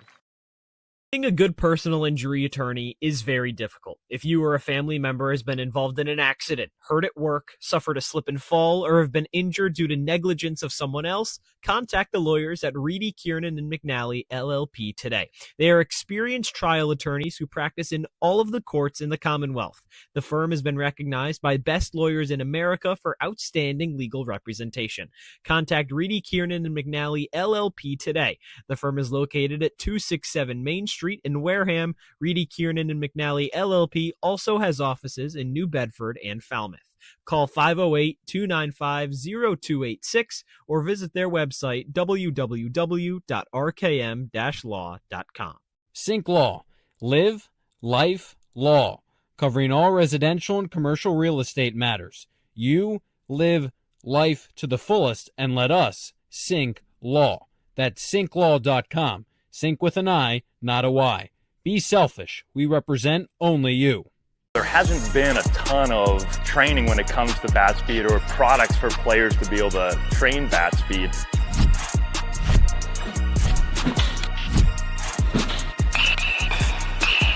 You can improve your bat speed and reach your goals working 10 to 15 minutes a day on this a couple of times a week. That's a no-brainer for every player. Gatemen down 1-0 here in the 5th, but threatening. Runners on the corners, back-to-back singles from Chris Ramirez and Braden Randall. Put Ryan Egan, the right-hander, in a little bit of danger. He comes in replacing Rob Evans, who went 4 2/3. Righty replacing the lefty, trying to get Carnes out, the left fielder, in a big spot for him. Yeah, first appearance of the summer in a tricky spot, top of the 5th. Gatemen trying to get on the board. The move by Lauren Hibbs and Cotuit certainly makes sense when you look at, you obviously have Carnes, a righty who does have a single off of Evans today, but then McHugh, McDonald, 2 more righties to follow. Evans had been pitching great, but having allowed back-to-back singles, now in kind of uncharted waters going into the 5th inning, get a new arm on the mound. I think if you're Wareham, it's a happy sight. Didn't get Evans for any runs so far. 2 on base, obviously his responsibility, but a chance off of a new arm in a really pressure-packed situation, his first appearance of the summer, try and come through. I think right now it's advantage Gatemen. Well, if Egan's Kettleer career is anything like what he did at Fordham this past season, it's going to be pretty tough to get any hits off of him. 2.66 ERA in 23 innings. Had 18 strikeouts to go along with that. So certainly one of the better pitchers for Fordham this past season. All out of the bullpen. First pitch to Hunter Carnes. Fastball at 88, above the knees, strike 1. And getting ahead so important, especially with runners on base, to get that first strike, first appearance of the summer. If you're Wareham, I think you really got to value this opportunity. There's 2 outs, but struggled to get runners on so far tonight. 0-1 pitch. Breaking ball misses downstairs. Count back to even. Carnes was 1 for 13 entering yesterday. Broke through with a single. He was 1 for 3 with 2 walks. He has a single here in the 3rd. So trying to get back on the right track. Had a batting average north of 400 for a majority of the season. Dipped down to 326 here. 1-1. Breaking ball in the dirt. Doesn't offer, says Ryan DeMare. It's 2-1. That's such a key pitch to lay off of, just barely on the check swing to set up a hitter's count. If you're Carnes, got to be looking fastball over the heart of the plate, something you can drive and bring home that tying run. 2 outs in the 5th, runners on the corners. 2-1 pitch. Fastball finds the corner. It's 2-2. Kettleers a chance to get out of this jam. Ramirez on third, Randall on first.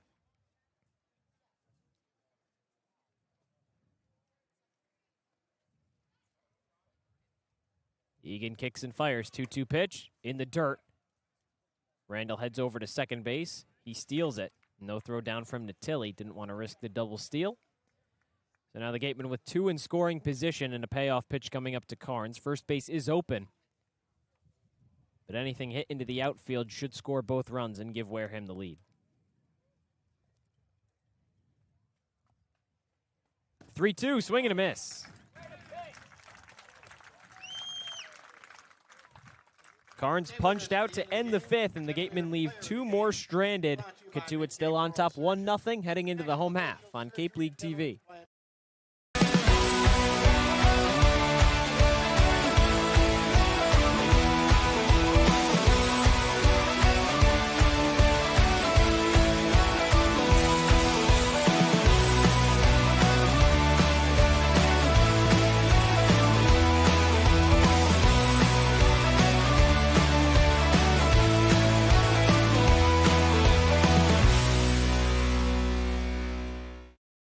Cape Cod Central Railroad is proud to sponsor the Wareham Gatemen for the 2nd year in a row.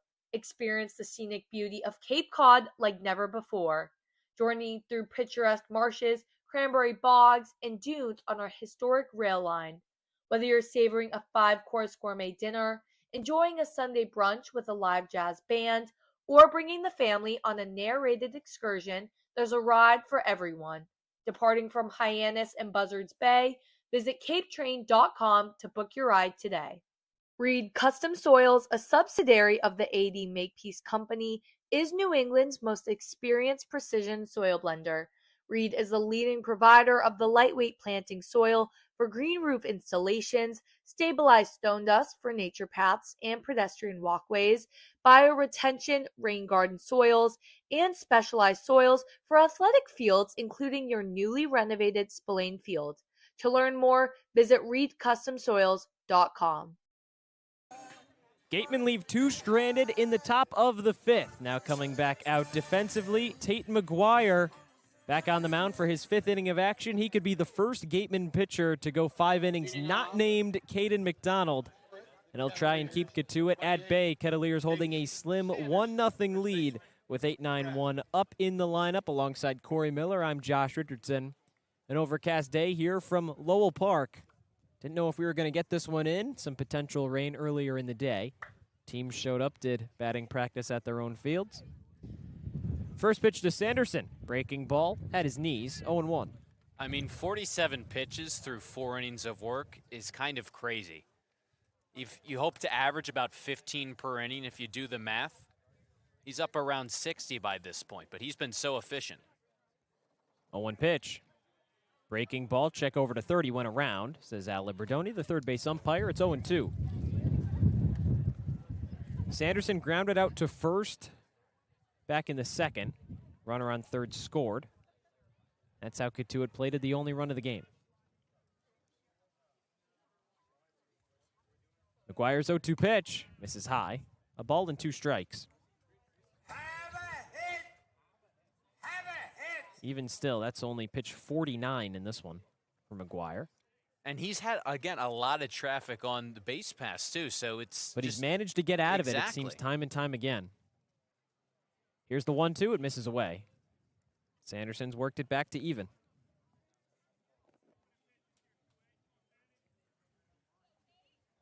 McGuire came in with a 2.25 ERA. That's down to 1.5. That 1 run he's allowed came unearned. 2-2, skips in the dirt behind Rogers into the backstop, and a payoff coming up from Sanderson. He's worked it back from 0-2 to 3-2.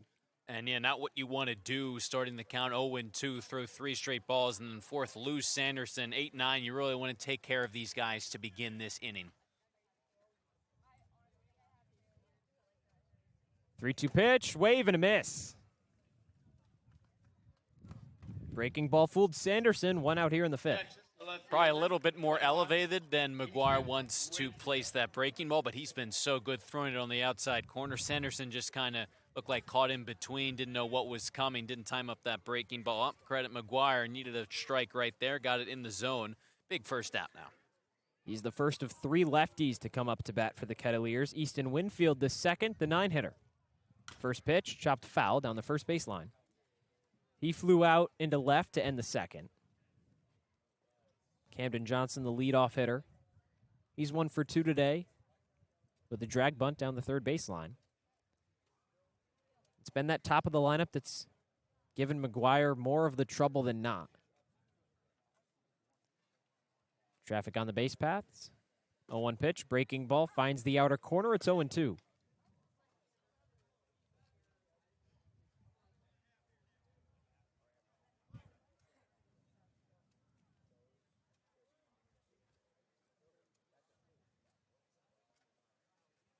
Here's the pitch. Breaking ball misses away. This feels like a big spot for McGuire to just keep on building momentum for this Gatemen team. I mean, that one unearned run in the second inning. You keep Cotuit at bay for the 3 following. Swing and a miss. A pair of punchies here in the 5th.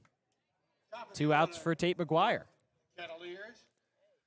It really does. And listen, I know it's frustrating that your side offensively hasn't been able to capitalize on the multiple opportunities with runners in scoring position.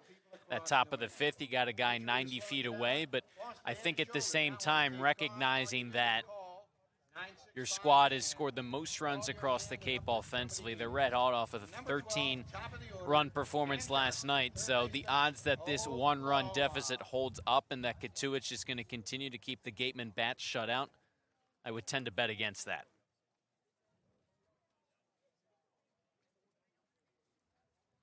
First pitch, chopper over to short. Chris Ramirez on the backhand, long toss across the diamond in time. McHugh grabbed it out of the dirt, and a 1-2-3 5th for Tate McGuire. No earned runs allowed against him. That 1 error is how Cotuit scored the lone run of the game back in the second. And a 1-0 Kettleer lead as we head into the 6th. On Cape League TV, Cory Miller will take you the rest of the way. When it comes to protecting your home, car, or business, trust the team that's been covering our community for generations. For personalized coverage and service that you can count on, the choice is easy. It's Morse, of course. Visit morseins.com today. A+ repairs smartphones, tablets, game consoles, and computers. Get it done right the first time. Sports Turf Specialties has set the standard for high-quality natural grass athletic field construction. As a full-service athletic field construction company, we specialize in design, build, and renovation of native soil, modified soil, and sand-based athletic fields.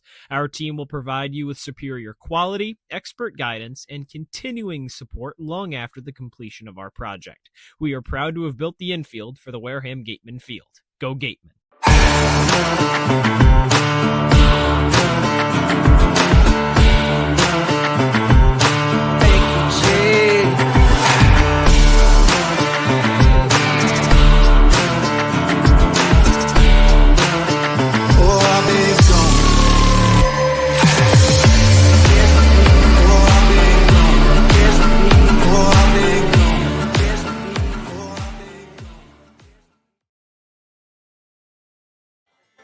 Gatemen looking for some offense as we resume play. Top of the 6th, Chris McHugh, Caden McDonald, Colin Ritchie, 3-4-5 for the Gatemen to lead off the 6th. Down by a run, 1-0 back with Josh Richardson. I'm Cory Miller on Cape League TV. Just remarking how it kind of had that feel to all the way back to the second game of the summer. 2-1 Kettleers winning extra innings. And that was the last time we were at this ballpark. Yeah, well, it was scoreless for the first 9 innings, and then the Gatemen finally got one across via the ghost runner in the 10th. Cotuit plated 2, came away with that 2-1 Kettleer win. A double and a strikeout for McHugh this evening as he takes a called strike 1, fastball outside corner. Egan back out there for his first full inning. Retired Carnes on the strikeout, runners on the corners as he came in out of the bullpen, his first appearance of the summer. The righty kicks and deals on 0-1. Another fastball. This one misses low, just above the plate, and it's 1-1 on Chris McHugh. And Egan is not throwing particularly hard either. Upper 80s. Still getting some strikeouts on the fastball as well. 1-1 to Chris McHugh. Another heater. This time it's a called strike inside corner. That one at 89. So he's not blowing you away with the fastball, but he's placing it well. See what he offers with on this 1-2 pitch. In the dirt, skips in there, and it's 2-2. Pitching from the stretch is the right-hander Ada Fordham. McHugh, that double in the first, struck out swinging in the third. The home run yesterday, as we talked about, now tied for the team lead with 4 bombs. Richie and Clark, the other guys with 4 homers. 2-2. Fastball hit on the ground to shortstop. Farber comes in a few steps. Off balance throw to first is in plenty of time to retire McHugh to begin the 6th.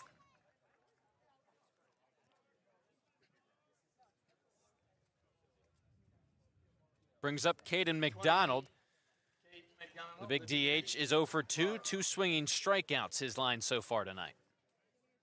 And you know that that's not going to last, at least you'd hope so, for a guy that came in hitting just under 350. It's been red hot for this Gatemen team. A couple home runs in the last 3 games.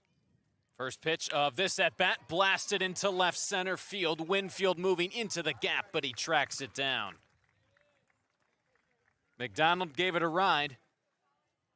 Not enough, though, and not out of the reach of Winfield. I thought that was going to be another for a second there, Cory, but just off the end of the bat, didn't get enough of it.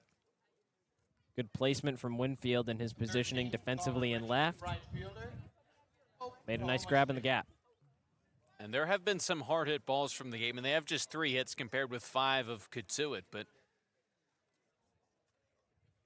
just a situation where the few times you've had runners on base haven't been able to score them, but it still just is a 1-run game, but 2 quick outs here, top of the 6th. It's Colin Ritchie.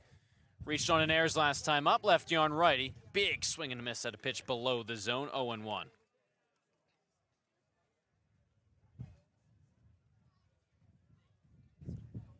A flyout and an E3, the line for Ritchie. As he waits on this 0-1 from Egan, kicks and deals. In the dirt, skips in there on the fastball, 1-1.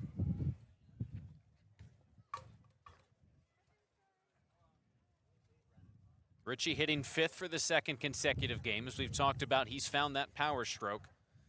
4 homers, 12 RBIs. 1-1 pitch, big wave and a miss. Looked like a changeup below the knees. Now behind in the count, 1-2. That's kind of been his MO. He's going to swing it a lot, but when he connects, it goes a long way.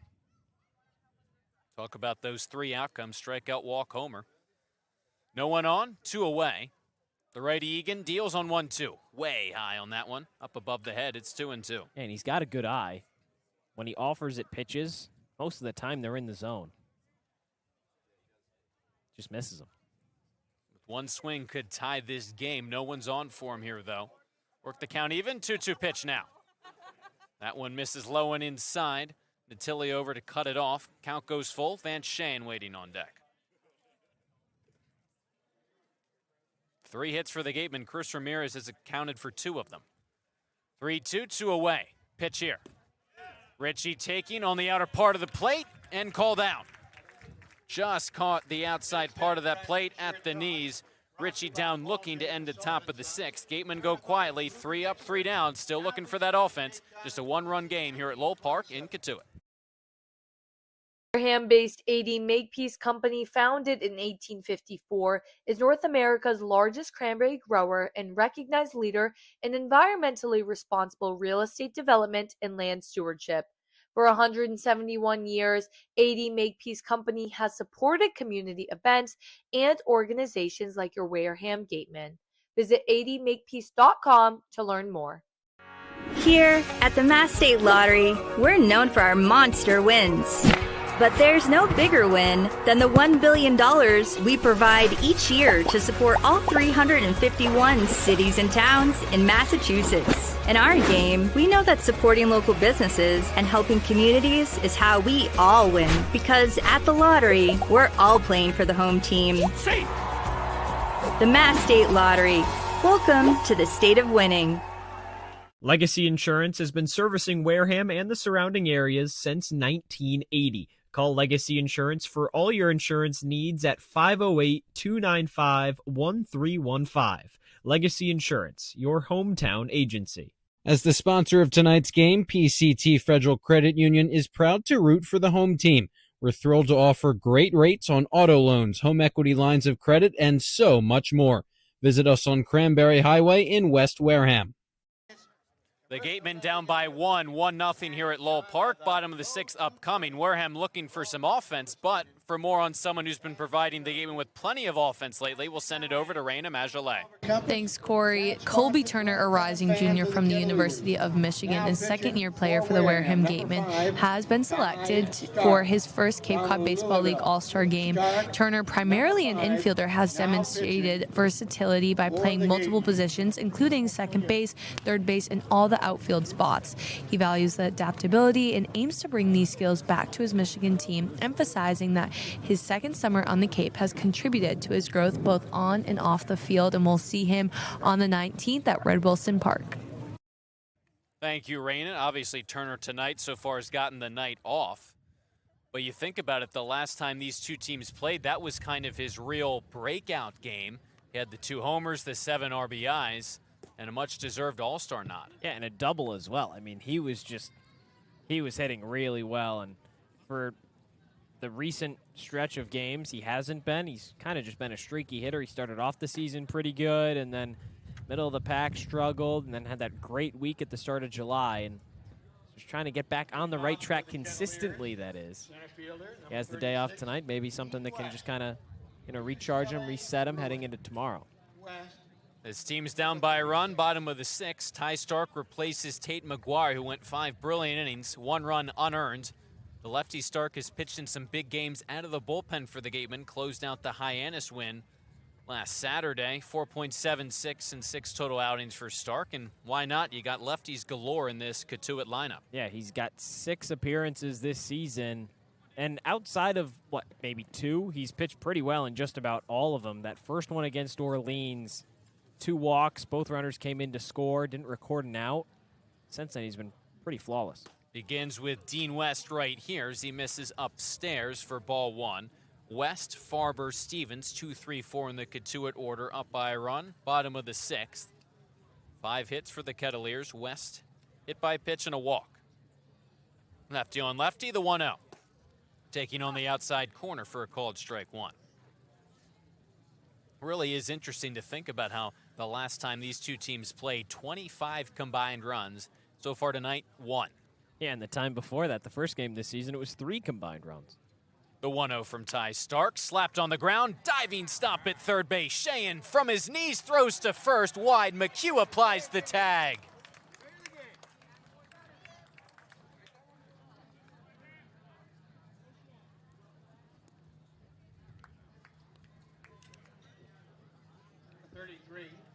Great job on both ends. Plenty of speed with Dean West on a nice job by Van Sheehan from his knees. McHugh applying the tag. Farber, the switch hitter, will now bat from the right side against the lefty Stark. Yeah, I mean, that was just a weak dribbler down the line. Sheehan made a great job to make a jump at it. Obviously, infield not fully shifted, but... Called strike 1 at the knees. Farber thought about it, bunt, pulled back. Of course, when you have a lefty up, as a third baseman, you're going to be positioned more closer to where a shortstop would be. Wasn't near third base all that close, that is. Made a nice diving stop and nice throw across the diamond in time. No 1. At the belt, called strike 2. And we were wondering, with the addition of Ramirez getting a lot of starts at shortstop now, Shane sliding over to third, it looked like he had solidified his spot as the everyday shortstop because of his defense, but he's just carried it over, right over to the third base spot. The 0-2 to Farber. Hit on the ground to second. Randall barely has to move, steps in, throws across to McHugh for out number 2. I mean, those are pretty undisputably, outside of catcher, if we're talking about infield, outfield, third base and shortstop are probably the 2 most difficult positions defensively in baseball, I would say. Catcher is kind of an outlier, but it doesn't really surprise me that he's had a pretty seamless transition from one to the other. He's got great reflexes and instincts. Showed it all season at short, and now he just moves over to third and does the same thing. The right fielder Stevens is 0 for 2. Facing the lefty Stark. First pitch of the at-bat, no one on. 2 away, beneath the zone in the dirt, ball 1. A lot of these Gatemen infielders are guys who can play short, second, and third, but obviously there's differences between all three of those spots. Stark kicks and fires on the 1-0. Hit to Shane at third, stays down on it. Shuffles in, fires across to McHugh in time for out number 3. A good first inning of work for Ty Stark out of the bullpen. 3 ground ball outs for the lefty. We've played 6 innings at Lowell Park. Low-scoring game. Cotuit up by a run on Cape League TV. If you need to dig, lift, move, grade, clear, or cut, pump, weld, clean, light, and just about anything else, dial up the rental source for the newest and the most reliable equipment in New England. Staffed with equipment and construction experts, Milton Rents, your local source. You can make any bat feel lighter by adding a velo puck knob. Instead of having to go get a whole entirely new bat, you can simply add the puck to it. Players can use this with any bat. It's basically going to shift the weight of the bat a little bit more towards the hands. Players are able to hit the ball a lot harder just by simply adding the puck on.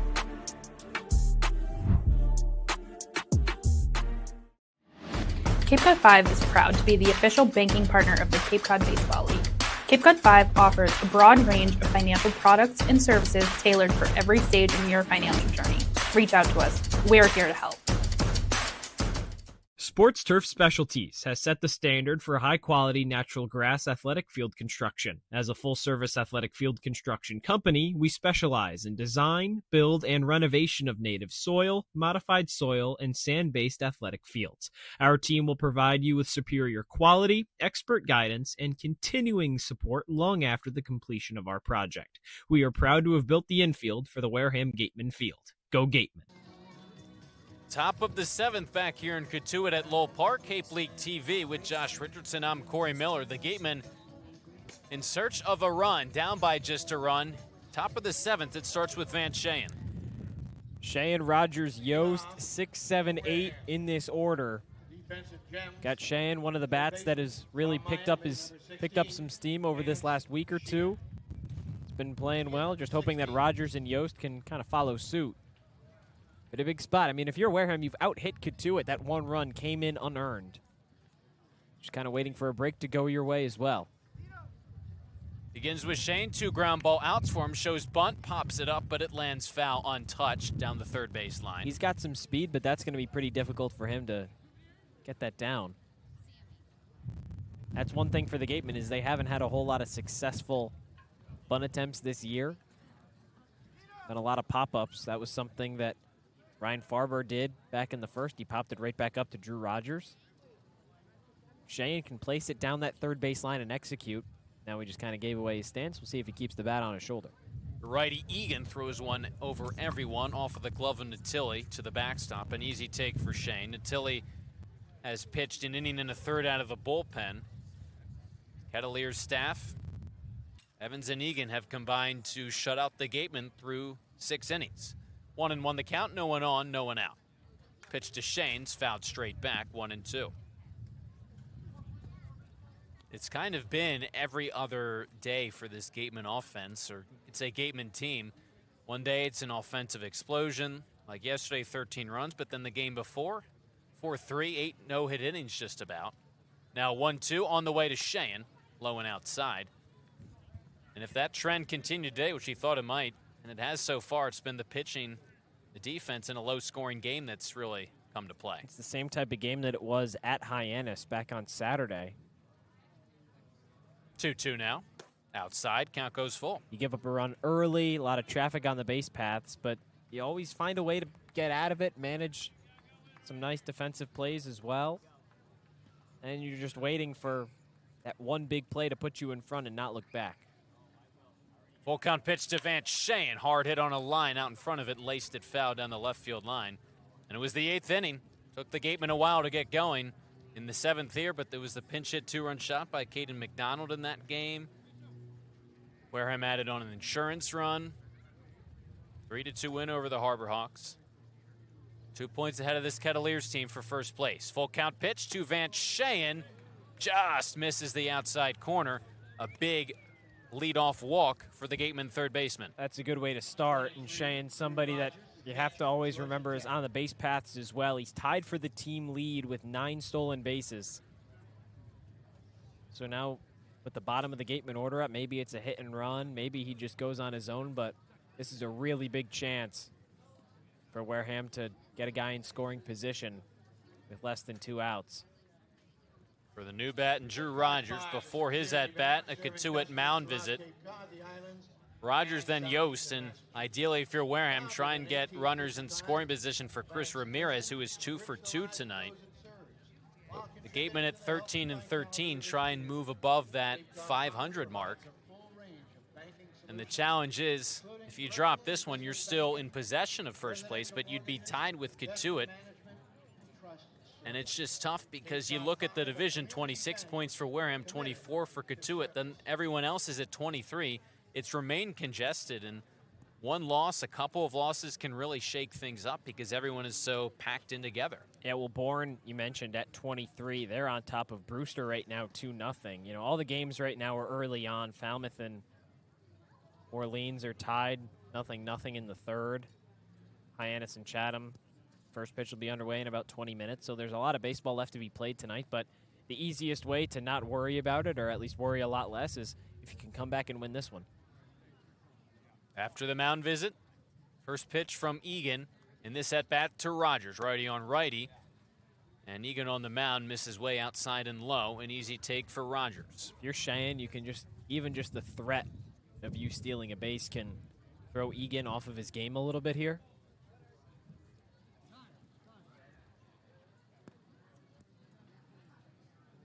Time called by Jeff Kinney behind home plate. Yeah, it's going to be a warning for Drew Rogers. Has to make eye contact by 7 seconds with Egan. It's that batter's portion of the pitch clock they have to live up to. Pitch clock at 10 right now. Shane on it first, the leadoff walk. Check in over with him, and he dives back safely ahead of the tag. 0-5-1 the line score for the game, and 1-3-1 for the Kettleers. The only run for the Kettleers unearned, the error by Ramirez. Cotuit scored in the second, no runs since.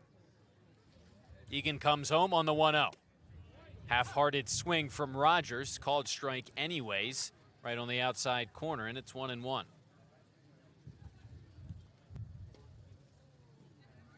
No hits for Rogers in his short stint with the Gatemen besides that 3-run homer in his first at-bat with Wareham.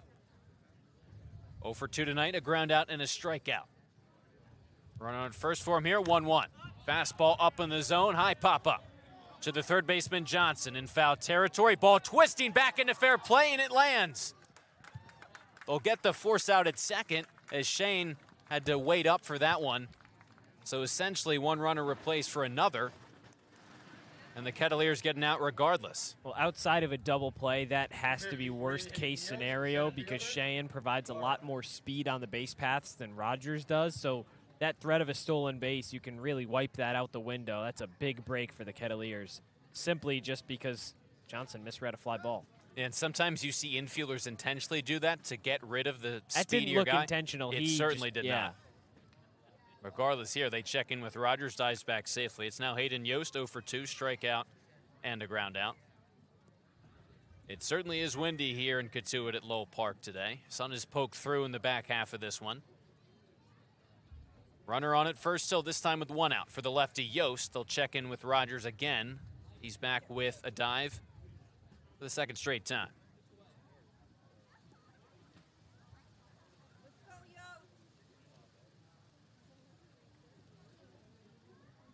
Third at bat for the center fielder Yost. First pitch outside for ball 1.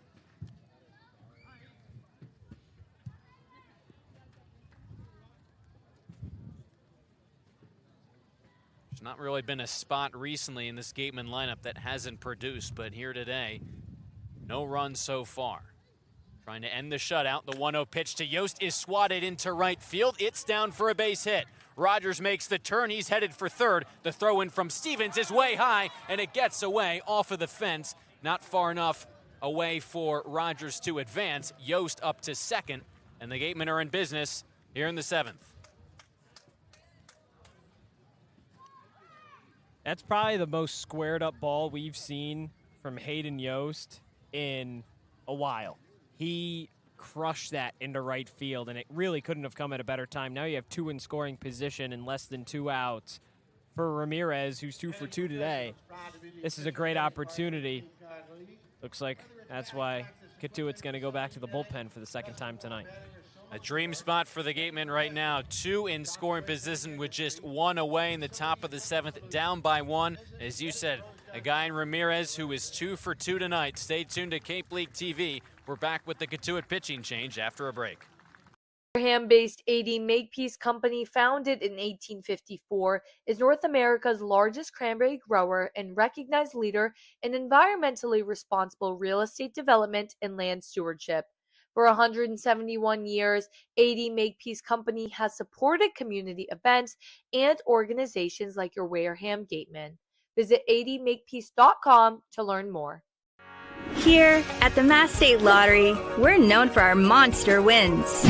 But there's no bigger win than the $1 billion we provide each year to support all 351 cities and towns in Massachusetts. In our game, we know that supporting local businesses and helping communities is how we all win. Because at the lottery, we're all playing for the home team. The Mass State Lottery. Welcome to the state of winning. Legacy Insurance has been servicing Wareham and the surrounding areas since 1980. Call Legacy Insurance for all your insurance needs at 504. Visit us on Cranberry Highway in West Wareham. The Gatemen on the precipice of scoring their first run of the game, trailing by a run, top of the 7th, second and third, 1 out for Chris Ramirez. Kettleers go to the bullpen at Zane Starling out of North Florida.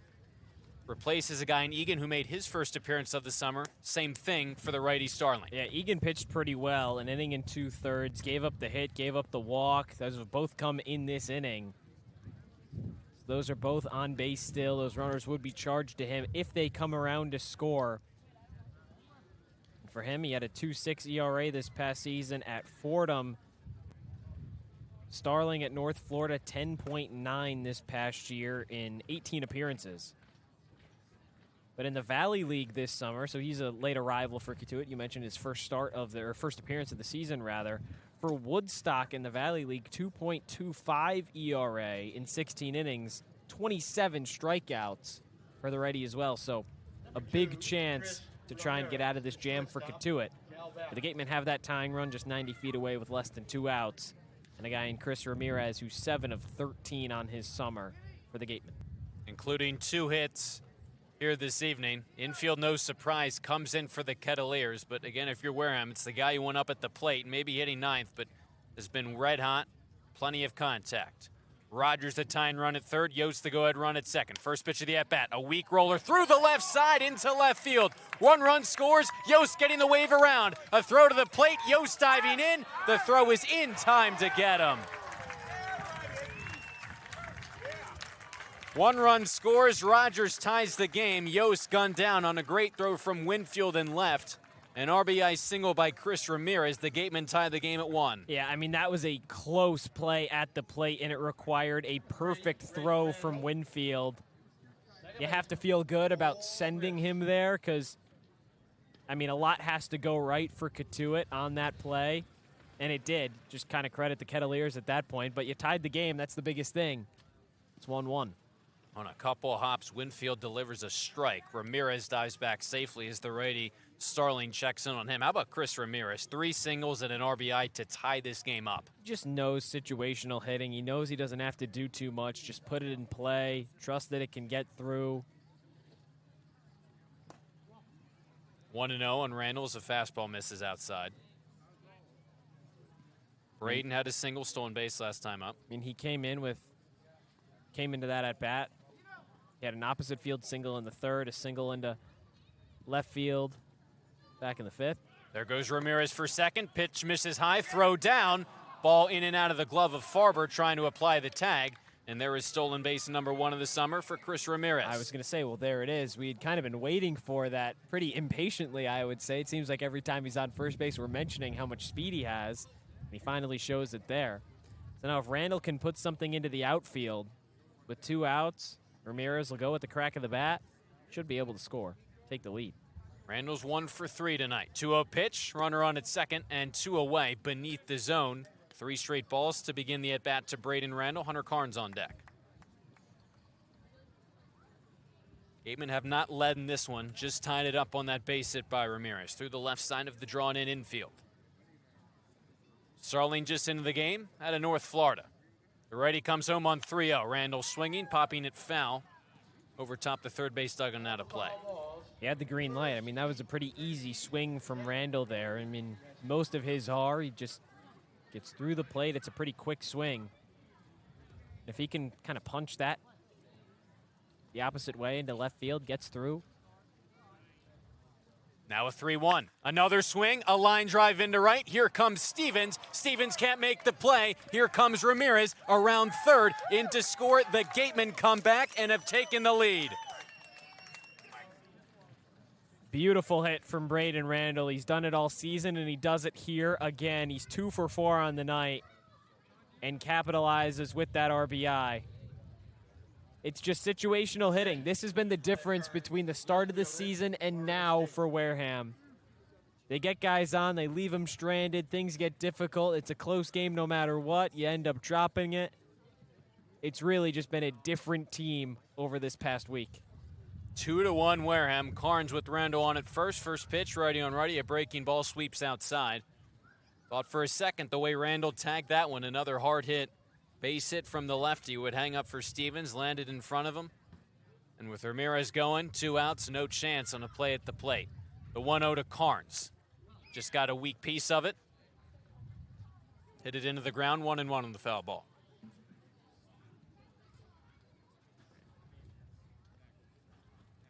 Just the ability from the Gatemen to come back, no runs through 6 innings, down to their final 9 outs, up now by a run. And even though some of the wins across this 6-game win stretch have been blowouts, there have been plenty of come from behind victories like the one against Hyannis. Some more late game heroics for the Gatemen, 2-1. And now the 1-1 pitch to Carnes is a called strike on the outside corner, 1-2. The Ramirez run will be charged to Starling. Egan got the first. There goes Randall for second. The 1-2 pitch is poked foul out of play down the first base line. I love that hit and run there from Carnes. If he can place that into a gap, Randall's over to third. If he places it pretty far into a gap, then Randall scores, and there's your insurance run. I mean, overall, when you look at the line score, they've dominated Cotuit. They have nearly triple the hits. They're just kind of waiting for that run to finally break through, get them on top. They'll do it again on 1-2. Randall stays put. The breaking ball misses well outside in the lefty batter's box, and it's now 2-2 on Carnes. I mean, 3 hits. See, and it's so funny how the complexion of the game can change when you have a 2-run lead versus when you're down 1-0. Because when you're down 1-0, it feels like, oh, you know, we're getting dominated. We can't score. Nothing's going right. Well, at that point, they were still out hitting Cotuit. They just needed a break. Randall takes off. 2-2 pitch, high fly ball deep into left field. It sends Winfield back. He's looking up, and this one on a hop, it's over the wall. Hunter Carnes deposits one over the left field fence. A 2-run shot for the righty. How about 2 more for Wareham, up by 3. There's your insurance. Now the Gatemen have broken this open here in the 7th. It's a tale as old as time, Cory. They just keep finding new ways to win. The comeback kids. The insurance always so big. Up by just a run. Carnes with that fly ball into left. Homer number 2 of the summer. Now 9 RBIs for the righty. 4-1 Wareham. How about Carnes finally getting back on the right track? He's got 3 hits in the last 2 days. Here's McHugh, no one on for the righty. Swinging at that first pitch, mile-high pop-up. Foul territory, third base line. In comes Johnson to make a running catch, approaching home plate for out number 3. Boy, oh boy, as this game turned all the way around. The Gatemen played 4 runs in the 7th. Tied up, take the lead, add on some insurance, 4-1 Gatemen. We played 6.5. Wareham now up by 3 on Cape League TV. At the Mass State Lottery, we know there's no bigger win than the $1 billion we provide each year to support all 351 cities and towns in Massachusetts. Now that's how we all win. The Mass State Lottery. Welcome to the state of winning. If you can dream it, if you can cruise in it, if you can summer in it, fish from it, or take it for a day at the beach, we can protect it. The Baldwin Group. Protecting the possible. Finding a good personal injury attorney is very difficult. If you or a family member has been involved in an accident, hurt at work, suffered a slip and fall, or have been injured due to negligence of someone else, contact the lawyers at Reedy, Kiernan, and McNally, LLP today. They are experienced trial attorneys who practice in all of the courts in the Commonwealth. The firm has been recognized by Best Lawyers in America for outstanding legal representation. Contact Reedy, Kiernan, and McNally, LLP today. The firm is located at 267 Main Street in Wareham. Reedy, Kiernan, and McNally, LLP also has offices in New Bedford and Falmouth. Call 508-295-0286 or visit their website, www.rkm-law.com. For a good piece of glass, call Abby, located at 3 Tyler Ave in East Wareham. Call Abby Glass and Locks about getting a free quote for your windows, doors, locks, and other glass needs. How about these Wareham Gatemen down to their final 9 outs, rally to tie it and then some in the top of the 7th, highlighted by the Hunter Carnes 2-run shot. Can't forget about Ramirez tying the game on a single. Wareham was down 1-0 since the 2nd, now up by 3, 4-1. I don't know how they keep doing it, Cory. I really don't. I mean, it seems like it's a new thing every single game. Either they go up early and they hold on and coast to a win. It's back and forth the whole way like it was yesterday against Harwich and just a complete slugfest. And then there's games like today and games like there were on Saturday against Hyannis where they go down early, they can't score, they find a way to keep it close and then just explode. When now at this point, Cotuit down to just the final 9 outs. It's going to be pretty tough to make up those 3 runs. They don't have an earned run yet today. Stark back out for a second inning of the bullpen. The lefty just misses outside on a breaking ball. Couldn't come back and catch the outside corner against the righty hitting Natilli. Natilli scored the only run for the Kettleers so far, reached on the air by Ramirez, then a ground out. He's 0 for 2. The lefty Stark looks home, comes home on the 1-0, and fires in a called strike right there.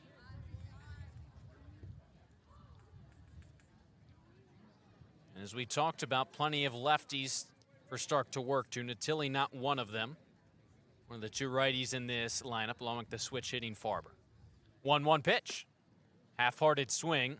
Natilli clearly broke the plane. Would have been a called strike anyways, and it's 1-2 on the catcher.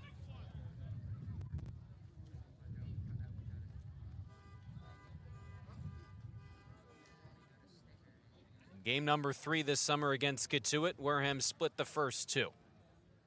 1-2 to Natilli. Inside corner. In there for a called strike 3. Natilli down looking to begin the last of the 7th. 19, broken pole, the DH. It amazes me how great Ty Stark has been, simply because he's just so different than any other pitcher that the Gatemen have had or really have faced this year. For somebody that throws from a pretty unorthodox arm slot, only tops out maybe at 85, 86, and just works so slow, it confuses guys and it works. 83 on that fastball. The Bogenpole at the knees for a called strike, and obviously completely different for hitters to have to adjust from a guy in Tate McGuire.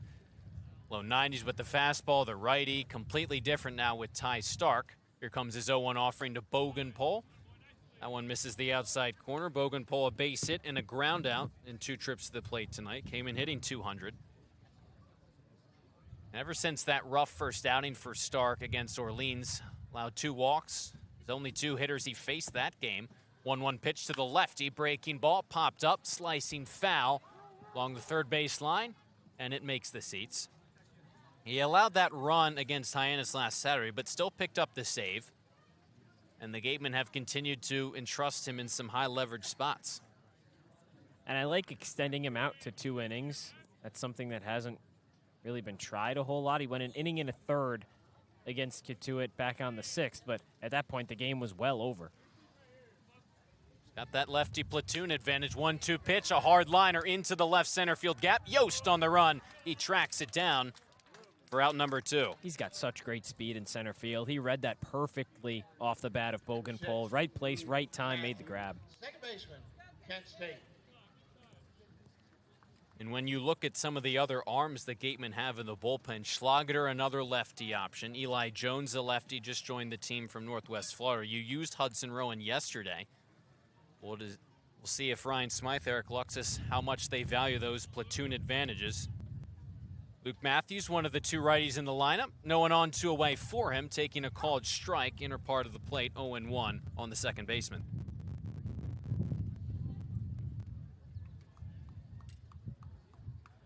If Jones were to come in, would be his first appearance of the summer for Wareham. Again, a recent addition. 0-1 from Stark.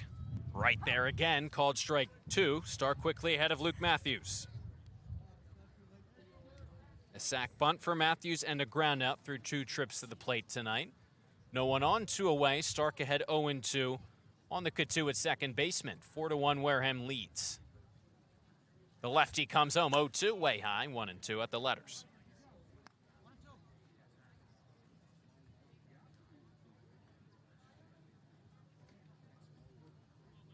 Took 7 innings for the Gatemen to get on the board. Game that's obviously, as we talked about, much different than the 16-9 win over the Kettleers back on the 6th of July. 1-2. Weak number foul. Kicks off of the fence in front of the Cotuit dugout. Wareham hoping for win number 7 in a row. After an early season stretch, and there was a lot of inconsistency across this Gatemen team, just not being able to string together wins. Hasn't been a problem as of late. Stark kicks on the 1-2. Pop foul, out of play, over everything, first base side. I mean, it would be the first time to be back at 500, or back above 500 rather, since the 7th game of the season when they were 4-3. Now they could be 14-13. It's incredible what 20 games can do. It was 3-game losing streak, 4-game winning streak, then another losing streak. Another 1-2 from Stark. Breaking ball on the outside corner, called strike 3. Matthews frozen at the knees. Another 3-up, 3-down inning for Ty Stark, including 2 strikeouts. The Gatemen 6 outs away from a win. This would be their 7th in a row. We played 7 innings here at Lowell Park. Stay tuned to the finish on Cape League TV. Being a good personal injury attorney is very difficult. If you or a family member has been involved in an accident, hurt at work, suffered a slip and fall, or have been injured due to negligence of someone else, contact the lawyers at Reedy, Kiernan, and McNally, LLP today. They are experienced trial attorneys who practice in all of the courts in the Commonwealth. The firm has been recognized by Best Lawyers in America for outstanding legal representation. Contact Reedy, Kiernan, and McNally, LLP today. The firm is located at 267 Main Street in Wareham. Reedy, Kiernan, and McNally, LLP also has offices in New Bedford and Falmouth. Call 508-295-0286 or visit their website, www.rkm-law.com. Sync Law. Live, life, law. Covering all residential and commercial real estate matters. You live life to the fullest and let us Sync Law. That's synclaw.com. Sync with an I, not a Y. Be selfish. We represent only you. There hasn't been a ton of training when it comes to bat speed or products for players to be able to train bat speed.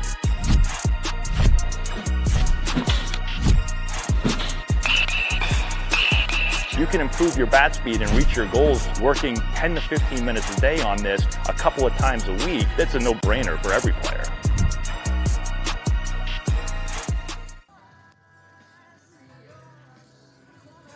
What at one point in time was a 1-0 Cotuit lead through nearly 7 innings is now a 4-1 Gatemen lead. They played at 4 in the top of the 7th. Ty Stark shut the Kettleers down in the bottom half of the inning. Wareham comes back to the plate in the top of the 8th, starting with Caden McDonald with that 3-run cushion. Things just changed so quickly in this one.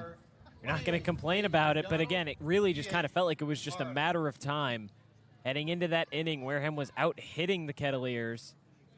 Just kind of waiting for that one run to come across to tie the game, and then you can work from there back to 0 at that point. Starling back to work, righty on the mound. Fires into McDonald. Off the end of the bat, off the fencing behind home plate. 0-1. That's the thing. Cotuit's run came across unearned, so they have the 3 hits, but it hasn't amounted to anything. Now the 0-1. McDonald squares it up. Hard hit through the hole, left side of the infield. Caden McDonald, his first hit of the night. A leadoff base hit to begin the 8th. Yeah, that's another thing that felt like it was only a matter of time. Pretty uncharacteristic to have 2 strikeouts on his resume in his first 2 at-bats. Then he flew out. He finally got some contact in the 6th. Here in the 8th, gets the hit. Started to see it a little bit better. That's double-digit hits for the Gatemen tonight. Richie, the right fielder, he's 0 for 3, but did reach on an error. McDonald on at first, the leadoff single. Lefty on righty, pitch to Richie is squared up but fouled straight back. And you look at Caden McDonald. Tuesday against Brewster, tossed 5 no-hit innings. Then the next night turns around at the plate and goes 3 for 4 with a 3-run homer against Harwich. Well, how about 2 nights before that, or 3 nights before that, rather, pinch hit 2-run home run to give the Gatemen the lead.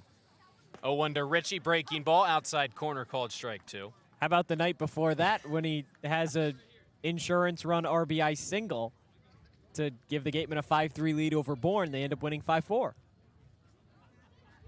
Into his lead over at first for Richie at the plate. Starling kicks and deals. Richie cuts and misses at that fastball up in the zone. 3 pitches, 3 strikes. Richie walks back to the dugout, 1 out. And all that, McDonald has raised his batting average entering play, the team leader at .341 amongst qualified hitters. And he's lowered his ERA to 4.32 across 6 appearances. He's been pretty good, I'd say so. I mean, as soon as they've converted him to a starter, he's gone 10 innings in his last 2 appearances, 5 each. Shane, the righty, got a weak piece of that one, fouled it straight off of home plate. And, he didn't qualify for the win against Brewster. Ended up getting a no decision, but in the contest against Orleans, 5 innings, game only went 6. He got the win. Pitched well. McDonald dives back safely, pickoff attempt from Starling. I don't think it's a stretch to say that, not only has he been the most important player for the Gatemen, he will be the most important player for the rest of the regular season and the playoffs, for that matter, as long as Gatemen can make it to that far. 0-1 to Shane, low and outside, 1-1. Because he's emerged as kind of the go-to guy, especially maybe offensively, that cleanup spot. But on the mound, too, he's obviously throwing his name in the mix. 5 no-hit innings, 5 solid innings against Orleans to start before. 1-1 to Van Sheen. Weak chopper to the third baseman Johnson. Stays down on it, throws to second for 1, back to first. Is not going to be in time. So Shane will reach on the fielder's choice. McDonald retired at second, 2 away. 23, the catcher, Georgia Tech. But McDonald, the way he's pitched, I mean, especially lately, his next few starts to end the regular season, he's going to be a guy, if Wareham holds on to a playoff spot, that he's going to be one of those first few guys used as a starter, you got to think. You have to imagine. I mean, him, Cooper Consiglio, Tate McGuire today. That's a pretty good 3-headed monster that the Gatemen have that they can throw on frontline pitching-wise. Shane takes off for second. First pitch to Rogers, misses outside. Shane diving in, not in time. Shane in safely at second. Looked like the throw might have beat him. It was Matthews applying the tag. Now comes Lauren Hibbs to talk things over with Ryan Damari, who made the call.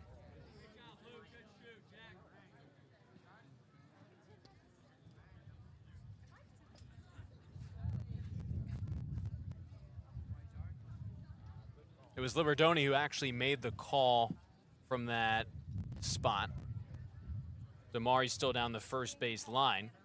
Call on the field was safe, with Shane securing what would be his first stolen base of the night. Well, he noticed something on the back end of that because he was ready to pump his fist and call Shane out. And then at the last second, he was like, no, he's safe.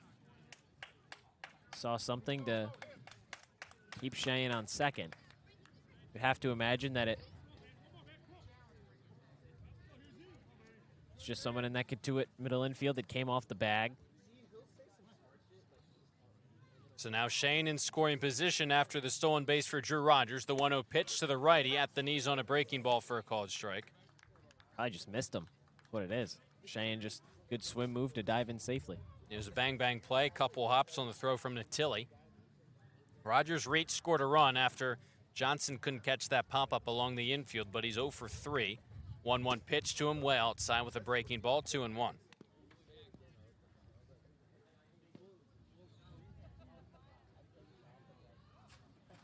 At the time, it was a big play that Rogers replaced Shane at first in the 7th because Shane obviously has that electrifying speed. Just saw it there on the stolen base. But hitters count for Rogers as Starling comes home on the 2-1. Fastball at the knees, outside corner, called strike 2.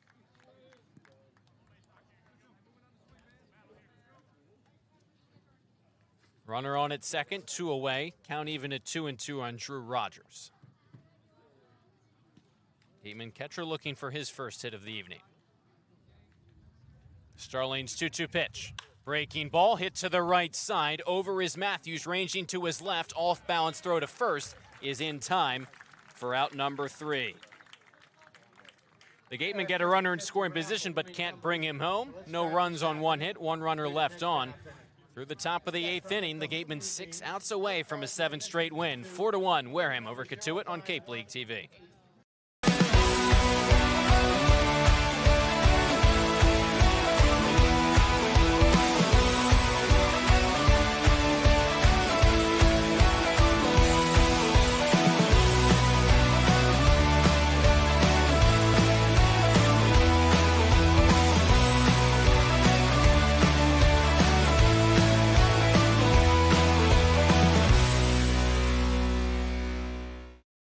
Cape Cod Central Railroad is proud to sponsor the Wareham Gatemen for the 2nd year in a row.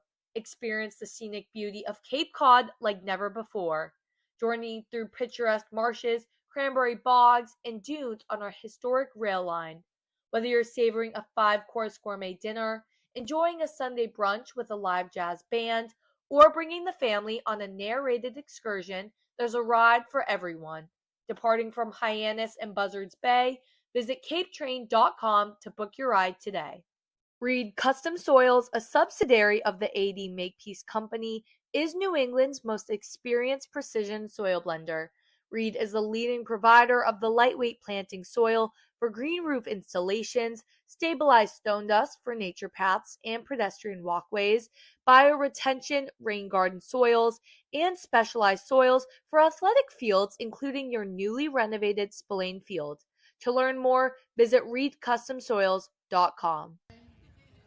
The Gatemen 6 outs away from a win. Bottom of the 8th upcoming here on Cape League TV. Ty Stark back out on the mound for his 3rd inning of work. He's retired the first 6 hitters he's faced out of the bullpen. Yeah, I mean, Cory, we came into today, or really we came into that last inning, and we were like, Ty Stark's never gone 2 innings this season. He's gone 1 1/3, but he's never gone 2, much less go 3. So this is a spot where Ryan Smythe, Eric Luxus clearly trust him to keep recording some of these outs. I'd have a hard time believing that he could go 4 innings, but his pitch count's only at 22 through 2 innings. So a chance for him to get through an 8th inning here. Gatemen only have to use, that'd be 3 pitchers if they decide to go that way in the 9th. Tiger Tyson pitch hitting for Case Sanderson.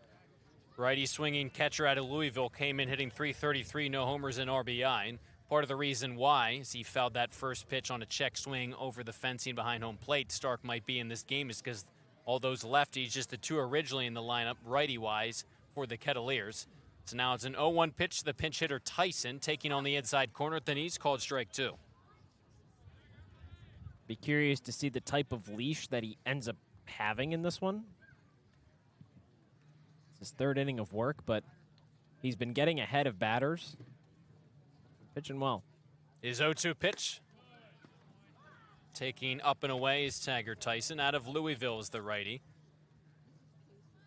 And again, you were just interested to see, as it looks like a righty's in the on-deck circle for Cotuit, how often they go to the bench. Again, the reason Stark, in part, maybe still remain in this game, the low pitch count, but all these lefties 1-2 from the lefty, comes home, and just getting a piece of that on a delayed swing was Tyson. That's got to be pretty fun for these guys then.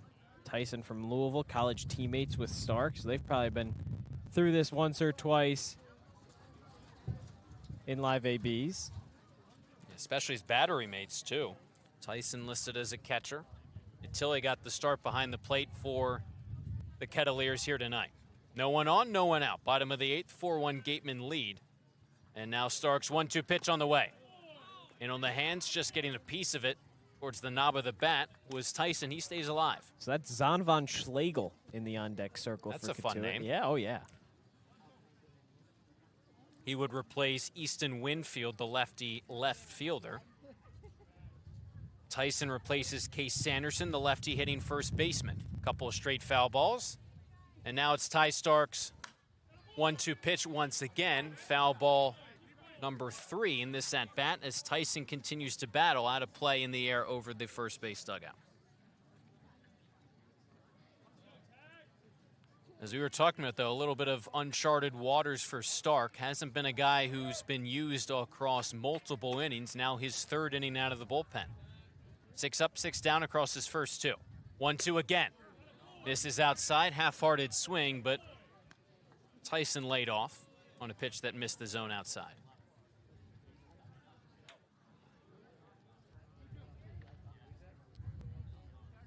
Initially, Stark would have faced 4 straight lefties if he needed to this inning. Now back-to-back righties, it seems. 2-2 pitch, misses low and inside.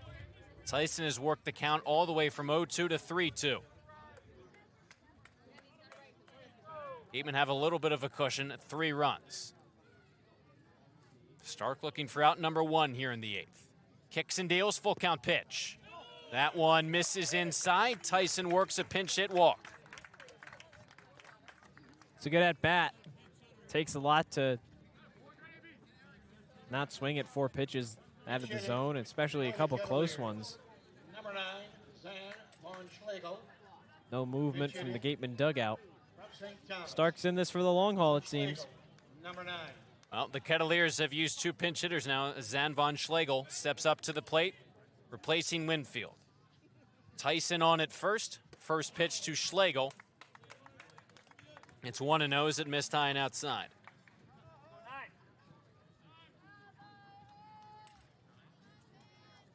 And after that first pitch ball, here comes Eric Luxus walking out to the mound. Infield will join the conversation as well. They just want to settle him down at this point. You have the lead, you have runs to play with, but doesn't mean you have to. Just keep locating pitches. Can't be afraid to go at guys. Cotuit only has 3 hits tonight. It's the 8th inning. And Stark had retired 6 straight batters, the only 6 he'd faced up until that walk by Tyson. Schlegel now at the plate. This is his first appearance for the Kettleers this summer. What a time to make your first at-bat, pinch hitting. Team's down by 3 runs. Luxus makes his way back to the Gateman dugout. Stark remains on the mound, looking for his first out here in the 8th. Yeah, how about that? 2 pitchers and a hitter getting their first appearances of the season for Cotuit. Tyson leading off at first. 1-0 pitch home. Flied out of play, slicing down the right field line. 1-1 on Schlegel.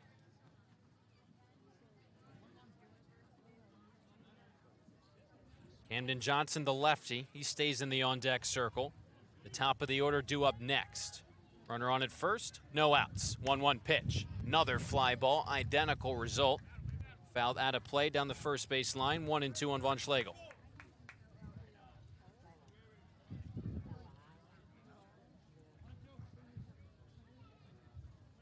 With his work tonight, Ty Stark has lowered his ERA to 3.52. Through 2 innings now, runner on at first in the bottom of the 8th. And his 1-2 pitch home. Von Schlegel taking beneath the knees, inside part of the plate, even at 2-2. Yeah, it really feels like they're kind of pushing his limits here. He's never shown to be more than a 1 1.3 inning reliever. This could be 3 innings if he gets through it. Now a big 2-2 pitch lined into left field, falling fast and falling in front of Hunter Carnes.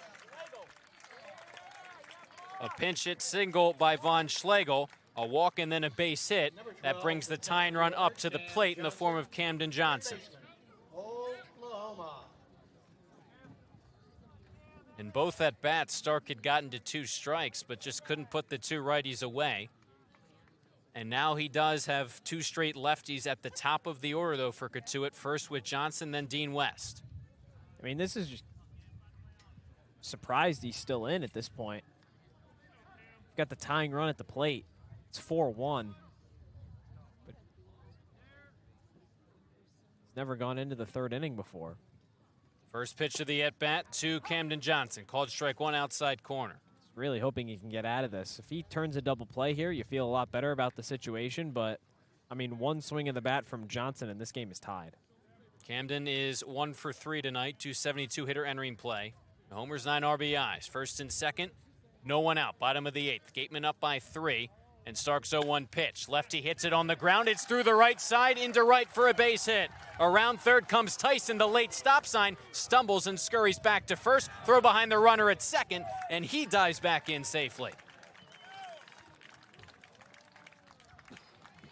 A walk and 2 straight singles. The bases are loaded for Dean West. Yep, and here comes Eric Luxus.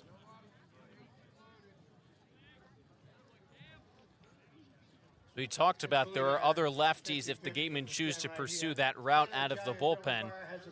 Stark had pitched 2 perfect innings since entering the bullpen, but things have fallen apart for him right here in the 8th. A walk and 2 base hits. Stark departs with the bases loaded and the tying run on base. Kettleers down by 3, but threatening in the last of the 8th. Stay tuned to Cape League TV. Comes to protecting your home, car, or business, trust the team that's been covering our community for generations. For personalized coverage and service that you can count on, the choice is easy. It's Morse, of course. Visit morseins.com today. A+ repairs smartphones, tablets, game consoles, and computers. Get it done right the first time. Sports Turf Specialties has set the standard for high-quality natural grass athletic field construction. As a full-service athletic field construction company, we specialize in design, build, and renovation of native soil, modified soil, and sand-based athletic fields. Our team will provide you with superior quality, expert guidance, and continuing support long after the completion of our project. We are proud to have built the infield for the Wareham Gatemen field. Go Gatemen!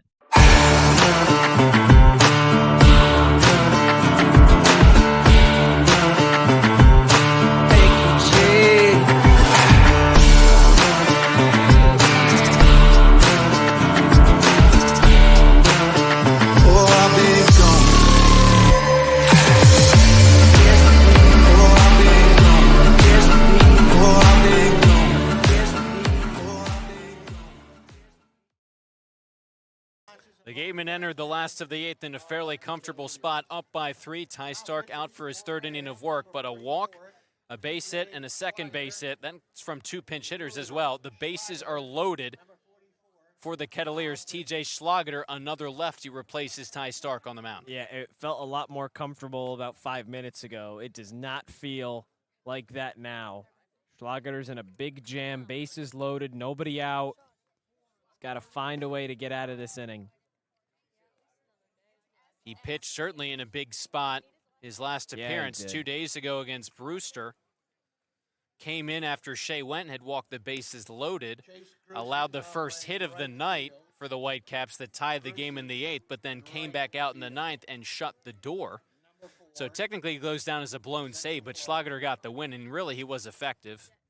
Allowed 3 hits, but no earned runs, and now he's tasked in a similar spot here with the bases loaded and no one out. Yeah, well, those runs charged to win, so, I mean, that was more on his issue, but, I mean, that's pretty much the same situation here. The only difference is that Wendt at least had 2 outs in that 8th inning, and it was a 2-run game, not a 3-run game. Either way, Schlageter's got a battle here, going through this top of the, really the heart of the Kettleers order, 2-3-4. Barring a double play. He gets a lefty and Dean West to start it off. Schlageter's ERA this summer's 1.35, the lefty out of Louisville. Bases loaded, no one out. First pitch to West. Fastball at the top of the zone, it's high. Tyson began the inning with a pinch hit walk. Von Schlegel, a pinch hit base hit into left. Johnson, the top of the order, the ground ball base hit into right. where they are right now. Bases are loaded for Dean West. 1-0 pitch to the lefty on the outside corner, called strike one. Dean West, a hit by pitch, a walk and a ground out for the lefty center fielder tonight. Hitting over 300 this summer. Gatemen up by 3 with 3 on base. Schlager in a tough spot out of the bullpen. 1-1 pitch, a breaking ball, soft liner to shortstop. Played on a hop by Ramirez. They get an out at second, back to first, not in time. In to score is Tyson. It's a 4-2 game with now 1 out in the 8th. And West just has blazing speed down that line. Could have been a pretty routine double play and a tough break for Ramirez. He could have gotten that lead runner out at home, but he was just he was standing right next to second base, so why not try and just get that easy out? If he took his time and delivered a throw home, Tyson would have been out immediately, and it wouldn't have been a double play, but that wasn't either, and now Cotuit gets a run across. So it's 4-2 Gatemen. Another run on at third as it's Von Schlegel 90 feet away. Runners on the corners for Schlager. The switch hitter Farber, the shortstop, up at the plate. 1 for 3. Check over with West at first. He's back in safely, and he represents the tying run, and a guy with plenty of speed. Wonder if we see him try and get in scoring I would position. not be surprised to see him take off for second, because if you're Rogers, you don't want to let that run-in come in from third on a potential double steal on a delay. Pitch to Farber, fouled straight back. 0-1.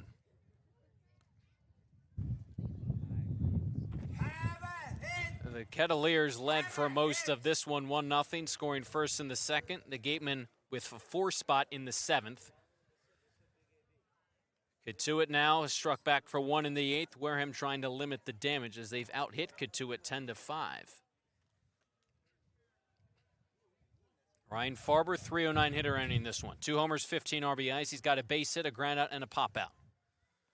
0-1 to the right. He will have to wait as it's another throw over to first, and Dean West back standing this time.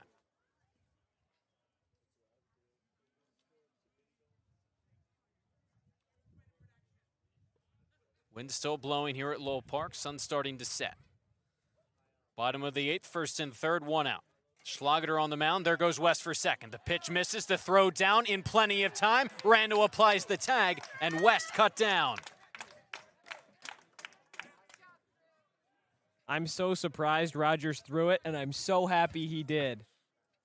I mean, that was just on the money. Perfect execution from Wareham, and now you got 2 outs. You escape, you only give up the 1 run. That's not half bad. Not at all. You had 3 you could play with. 2, really. 3 runs if the Kettleers scored to tie it. Now the tying run's just at the plate. Von Schlegel still at third. The 1-1 pitch from Schlager, a breaking ball that winds in there on the outside corner, 1-2. And now you're ahead in the count.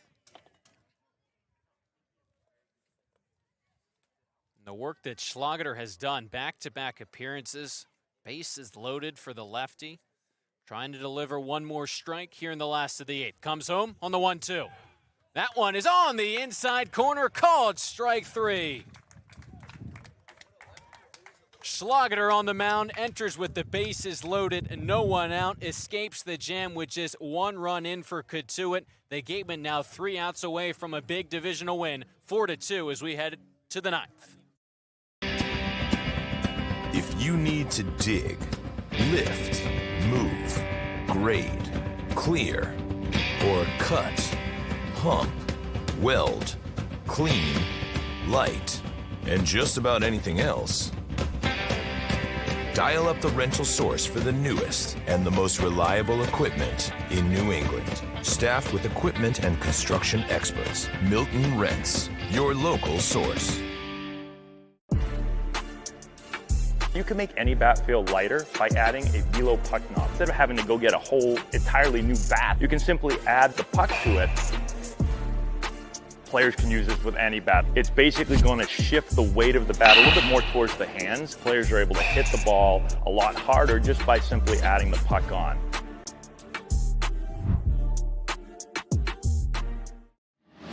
Cape Cod 5 is proud to be the official banking partner of the Cape Cod Baseball League. Cape Cod 5 offers a broad range of financial products and services tailored for every stage in your financial journey. Reach out to us. We're here to help. Sports Turf Specialties has set the standard for high-quality natural grass athletic field construction. As a full-service athletic field construction company, we specialize in design, build, and renovation of native soil, modified soil, and sand-based athletic fields. Our team will provide you with superior quality, expert guidance, and continuing support long after the completion of our project. We are proud to have built the infield for the Wareham Gatemen field. Go Gatemen! Battle between the top two teams in the West Division has certainly lived up to the billing. Cotuit and Wareham, it's the Gatemen up by 2, 4-2 over the Kettleers. We move ahead to the top of the 9th. It's a two-run game. Dylan Scudder, the righty, takes over on the mound, facing Yost, Ramirez, and Randall as the Gatemen look to get that run back that Cotuit got in the bottom half of the 8th. Yeah, and he's just got to try and hold serve here and get Cotuit back up in the 9th, down by 2. Much different story if the Gatemen can get that insurance run right back that Wareham gave up in the 8th. And it's a pretty difficult spot for him because he has to think about so much. He has to worry about just getting these outs, but it's still a pretty pressure-filled moment for him. Dylan Scudder. At this point, it's not like he's trying to, save the game or anything or keep it tied. Cotuit's still losing, but, I mean, this game is not over in the slightest. And Scudder's been great. 7 innings pitched this summer, hasn't allowed a run. 4 walks, 7 strikeouts for the righty out of Bryant. His appearance out of the pen begins with Hayden Yost, who doubled back in the 7th. 1 for 3 is the lefty center fielder out of Florida. It's Chris Ramirez on deck, who's 3 for 3. Starting with Yost from the windup. Scudder comes home, fires in a fastball that misses beneath the zone, 1-0. Yost, that hard hit, extra base hit into right field his last time up. Hoping to break out his bat. He's 1 for 3. Added onto that defense in center. The 1-0 pitch to him up in the zone. Fastball, he got underneath of it. A mile-high pop-up left side of the infield. The shortstop Farber making the call and the catch for out number 1 in the top of the 9th. Number 2, Chris Ramirez, shortstop, Cal Baptist. Tager Tyson remains in the game as the first baseman for Cotuit, while Von Schlegel remains in the game as the third baseman, both pinch hit in the bottom of the 8th. So now here's Ramirez, 1 out, no one on. The righties 3 for 3, tied the game on a base hit up in the 7th. First pitch from Scudder, a fastball at the belt, called strike.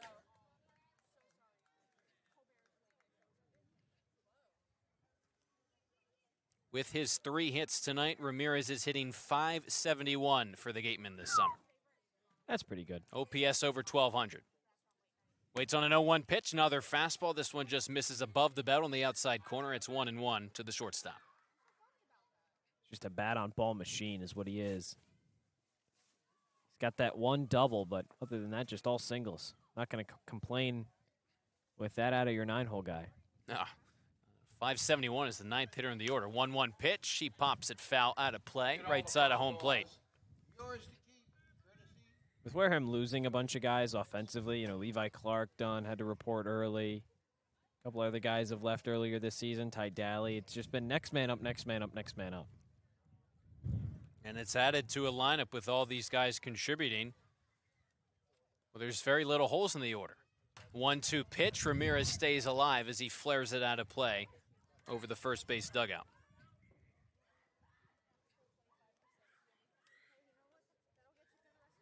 Chase Cruson appeared as a defensive replacement for Colin Ritchie in right the last half inning, so if his spot can come around, not due up for a while, he would bat for the lefty Ritchie. 1-2 pitch beneath the zone, and it's 2-2.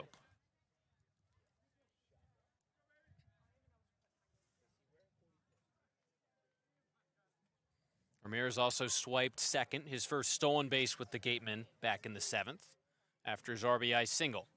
The 2-2 now from Dylan Scudder. The righty deals a fastball that zips outside. Full count pitch upcoming. Top of the order, and Braden Randall on deck. This is the thing. Ramirez is such a tough out because he can foul off some close pitches. 2 foul balls, followed by 2 balls outside the zone. He's worked the count full. Scudder into the wind.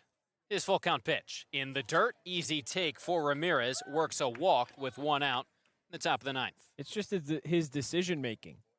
You have to react in such a split second on whether or not you want to swing at a baseball, much less where you want to swing the bat anyway, top of the zone, bottom of the zone. To have the awareness to know that you're just going to keep fouling off pitches, you're going to stay alive until you finally get one that you know you can offer at, it's really special. And, of course, when pitcher's going to keep missing, just take it all the way and you're on first base. And it set the Gatemen up nicely, including Braden Randall, who's batted a couple times tonight after Ramirez has gotten on base, this time via a walk.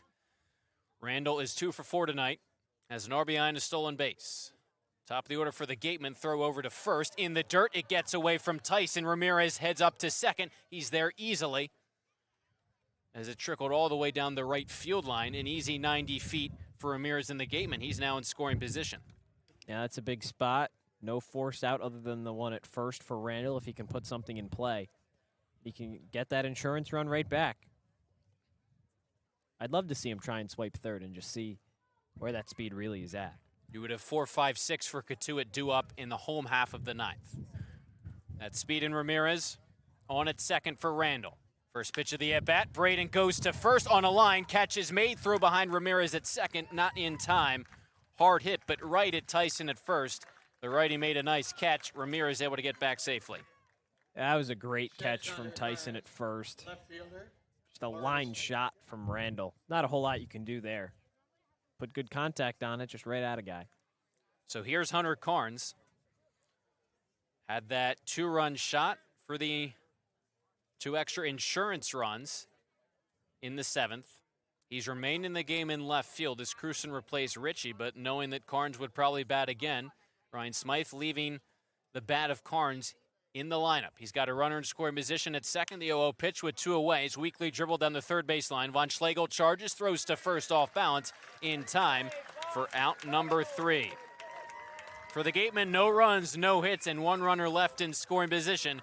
Wareham up by 2 in search of win number 7 in a row. Can they get it done? Find out next on Cape League TV. Wareham-based AD Makepeace Company, founded in 1854, is North America's largest cranberry grower and recognized leader in environmentally responsible real estate development and land stewardship. For 171 years, AD Makepeace Company has supported community events and organizations like your Wareham Gatemen. Visit admakepeace.com to learn more. Here at the Mass State Lottery, we're known for our monster wins. But there's no bigger win than the $1 billion we provide each year to support all 351 cities and towns in Massachusetts. In our game, we know that supporting local businesses and helping communities is how we all win. Because at the lottery, we're all playing for the home team. The Mass State Lottery. Welcome to the state of winning. Legacy Insurance has been servicing Wareham and the surrounding areas since 1980. Call Legacy Insurance for all your insurance needs at 508-295-1315. Legacy Insurance, your hometown agency. As the sponsor of tonight's game, PCT Federal Credit Union is proud to root for the home team. We're thrilled to offer great rates on auto loans, home equity lines of credit, and so much more. Visit us on Cranberry Highway in West Wareham. 3 outs away from win number 7 in a row, which would move the Gatemen over 500, that is, at 14-13, and create some space in the standings. 4-2 they lead over Cotuit. Back with Josh Richardson, I'm Cory Miller. Bottom of the ninth, Gatemen up by 2. Schlager back out on the mound, facing Nolan Stevens, the cleanup man, and the lefty right fielder takes a breaking ball that slides in there for a called strike 1 at the knees. Breifogel replaces Carnes in left field. Cruson replaced Richie last inning. Pair of defensive changes for the Gatemen. The 0-1 from Schlager. Winds in there on another off-speed pitch. It's 0-2. So now it's Breifogel, Yost, Cruson, left to right in the outfield. Shane, Ramirez, Randall, McHugh. No changes there. Third to first across the infield. Quickly 0-2 on Stevens, who's 0 for 3. The lefty deals in the dirt. Stevens able to lay off. You get this first out if you're Schlager, just everything kind of settles back down. Worked out of a jam in the 8th, came in bases loaded, nobody out. He's a pressure pitcher. What a job he did to get out of that 8th. Just the 1 run came in. Breaking ball, flied into right field. Off the end of the bat. Cruson is right there for out number 1 here in the bottom of the 9th. Pretty loud contact, but that wind has kind of been drifting out into left field for most of the day, or it's been drifting back into foul territory down that left field line. So pushing away from right field, kind of took that ball in the air. It was pretty high. Cruson made the grab just shy of the track. Now it's the righty Natilli. Jack scored on an error in the second, a ground out and a strikeout since. Schlager and the Gatemen 2 outs away. Lefty pitching from the stretch comes home and fires a fastball that skips in low for ball 1. You'd love to see a clean ninth inning here if you're the Gatemen. Feels like all of these close games during this winning streak, they've been up by 2 or up by 3, and runner's gotten on, that run comes around to score, and they make things a little bit more difficult for themselves. The 1-0. Winding breaking ball that misses the outside corner, 2-0. You can just go 1, 2, 3 in order here in the 9th. It's just something nice to see. Nice for that heart rate, too. Yeah. It's been elevated throughout this game, especially in the home half of the 8th inning last inning. The 2-0 pitch from Schlager, breaking ball at the knees, perfectly located on the outside corner. It would be nice to not be checking my Apple Watch Yes. for my heart rate every 5 seconds. Obviously, during the blowouts, not so much so, but these close games over this win streak, There's plenty of those. There's no in between. 2-1. Weak roller to the mound. Schlager fields it, throws over to first in time. They got him. Nice play. 1-3 on the putout. The Gatemen and out away. 19, Caden Bogenpole, the lefty, strolls up to the plate. He's 1 for 3, the DH tonight. Great reflexes from Schlager on the mound. As soon as he saw that was going to be a tough run for Rogers to try and field, he got off the mound quickly, got to the ball, made the nice throw. Lefty on lefty matchup. 4-2 Wareham leads. Bottom of the 9th, no one on, 2 away. Schlager's first pitch to Bogenpole, a breaking ball that misses outside, 1-0. Cotuit got the first run of the game, an unearned run. After an error, they came in to score. Gatemen trailed from that point on until they plated 4 of their own in the 7th. Cotuit got a run back in the 8th. That's where we stand now at 4-2. The 1-0 pitch, Bogenpole slaps it straight back to the backstop. It's 1-1. Entering this game, Wareham was 1-1 against Cotuit this summer. A 2-1 walk-off loss on the second game of the season here at Lowell Park, followed up by a 16-9 win over the Kettleers on July 6th. Now here on the 17th, a 1-1 pitch to Bogenpole's at the knees. Wareham's a strike away. Wareham would move to 14-13 and 28 points with a win. Already in sole possession of first place entering this contest. Counts at 1-2. 2 outs in the 9th. Schlager deals in the dirt. Bogenpole lays off for ball 2. Very quickly, Brewster and Bourne knotted at 2 in the 4th. Falmouth on top of Orleans, 1-0 in the 6th. Those are the 2 scores really that matter right now for Wareham. Hyannis and Chatham at 0 heading into the 3rd. Those are where the other West teams are at tonight. A 2-2 from Schlager. Fastball just misses the outside corner. Count goes full on Caden Bogenpole. Waiting on deck is Luke Matthews. Stevens the fly out to right. Natilli the ground out right back to Schlager. No one on, 2 away. Bottom of the 9th, 4-2 Gatemen. Schlager's payoff pitch. Breaking ball. Just misses above the belt. There's life for the Kettleers, a 2-out base runner. So close. So close. Now you have to get through Matthews. Matthews the righty.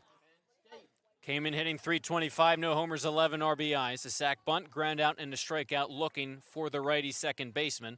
Eric Luxus makes his way out to the mound. His squad's an out away, looking to talk things over with Schlager. A signal to the bullpen. You can't ask for a whole lot more from TJ Schlager.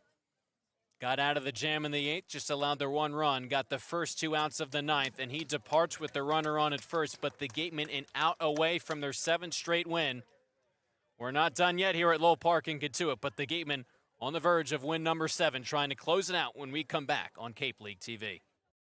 At the Mass State Lottery, we know there's no bigger win than the $1 billion we provide each year to support all 351 cities and towns in Massachusetts. Now that's how we all win. The Mass State Lottery. Welcome to the state of winning. If you can dream it, if you can cruise in it, if you can summer in it, fish from it, or take it for a day at the beach, we can protect it. The Baldwin Group. Protecting the possible. Finding a good personal injury attorney is very difficult. If you or a family member has been involved in an accident, hurt at work, suffered a slip and fall, or have been injured due to negligence of someone else, contact the lawyers at Reedy, Kiernan, and McNally, LLP today. They are experienced trial attorneys who practice in all of the courts in the Commonwealth. The firm has been recognized by Best Lawyers in America for outstanding legal representation.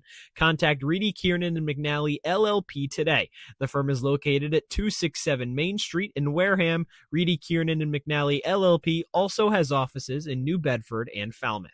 Call 508-295-0286 or visit their website, www.rkm-law.com.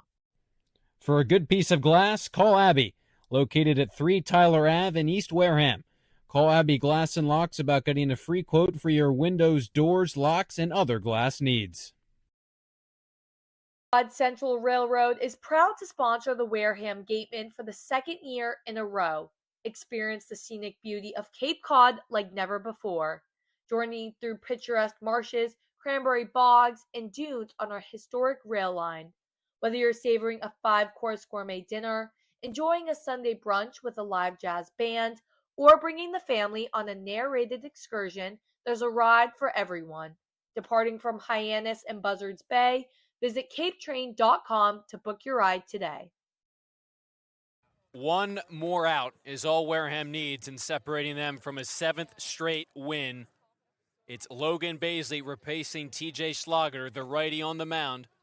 At a Florida Gulf Coast, he'll face the righty Luke Matthews, the Gateman opting for that platoon advantage. Yeah, and even with that platoon advantage, Corey, that's what I was thinking about. Well, you know what? They must think that Matthews has more splits against righties than lefties. Well, that's just not the case. Against lefties this season, the right-handed hitting Matthews is hitting .263. Against righties, however, that jumps all the way up to .348. So hope that they can just get that one out. All in all, Matthews is a .325 hitter. Bogenpol walked against Schlager. He exits. Baisley needs one out. The righty deals. He fires in a fastball called strike one. Baisley has been used in these late-inning games. You go back to the Bourne win last Friday. Schlager was relieved in the 9th for Baisley, who got a 2-out save. Needs just one out here tonight. Righty on righty. Baisley's pitch home, a fastball that just misses low in the inside corner, 1-1. Baisley began this summer as a starter, now pitching here out of the bullpen recently. His team up by 2. 2 outs in the 9th. On the outside corner with the fastball. The Gatemen are a strike away once again. Matthews is hitless so far tonight. The second baseman behind in the count, 1-2. Bogan pulls on at first. The Gatemen are up by 2. 1-2 pitch from the righty Baisley. Just getting a piece of it off the very end of the bat on a breaking ball was Matthews.